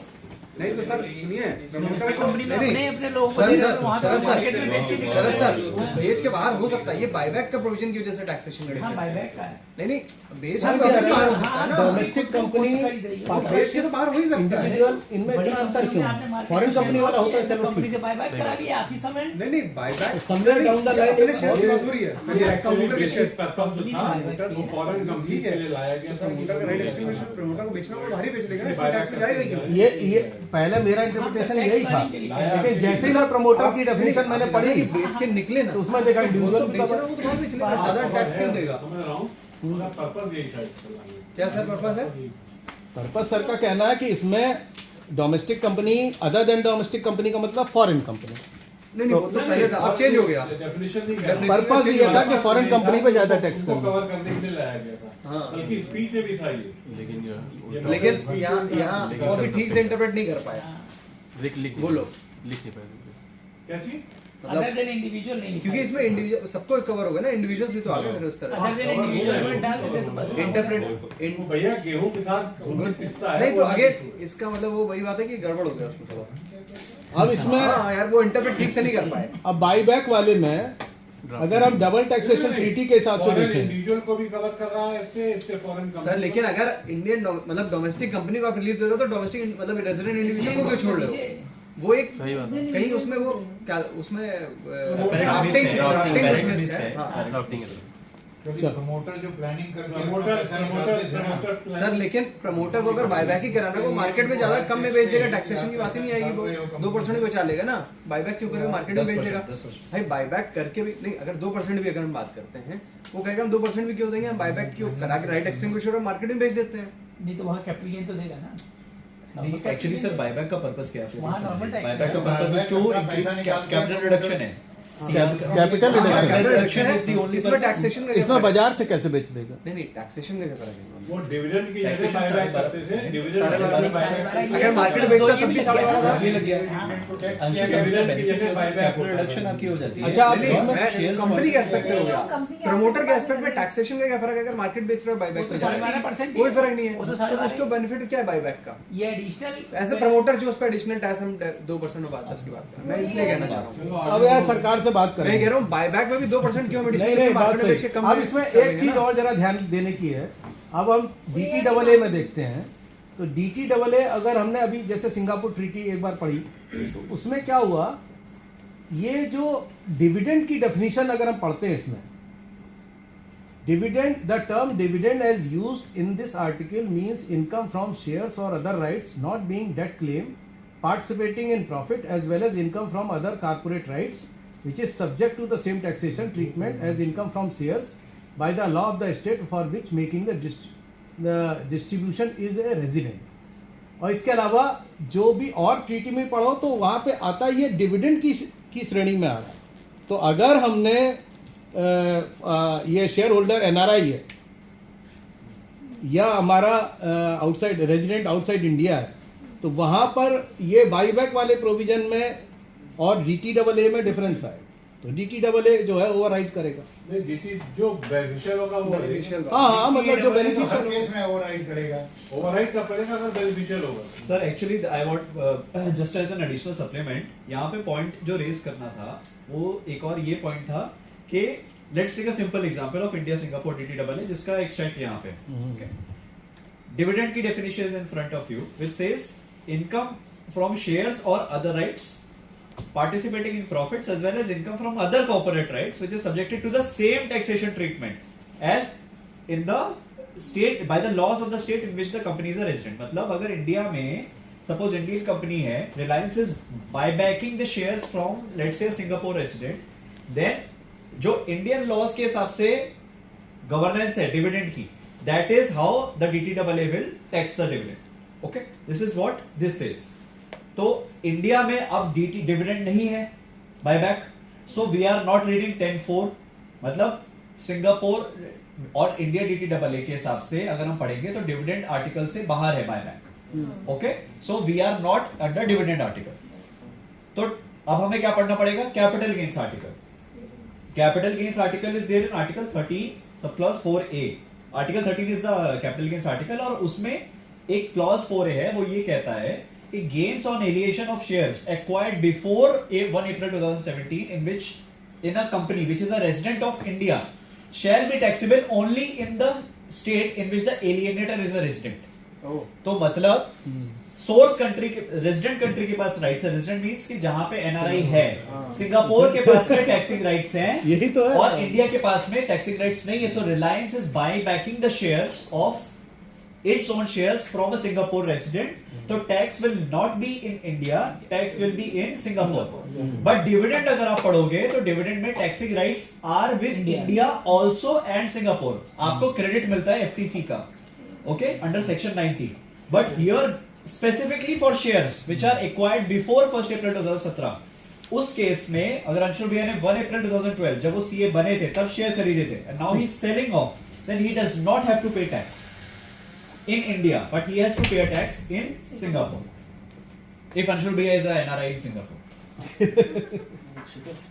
यूएस ले जाए नहीं तो अब तो कैपिटल गेन तो वही चीज होगी ना, वो तो इंडिया से कुछ नहीं बस सर हमारा हो गया, थैंक यू वेरी मच। कौन सा मैंने बताया 79 73 में नीचे कवर हो जाएगा। हाँ वही तो देखा capital asset being specified security 17(1)(d है ना।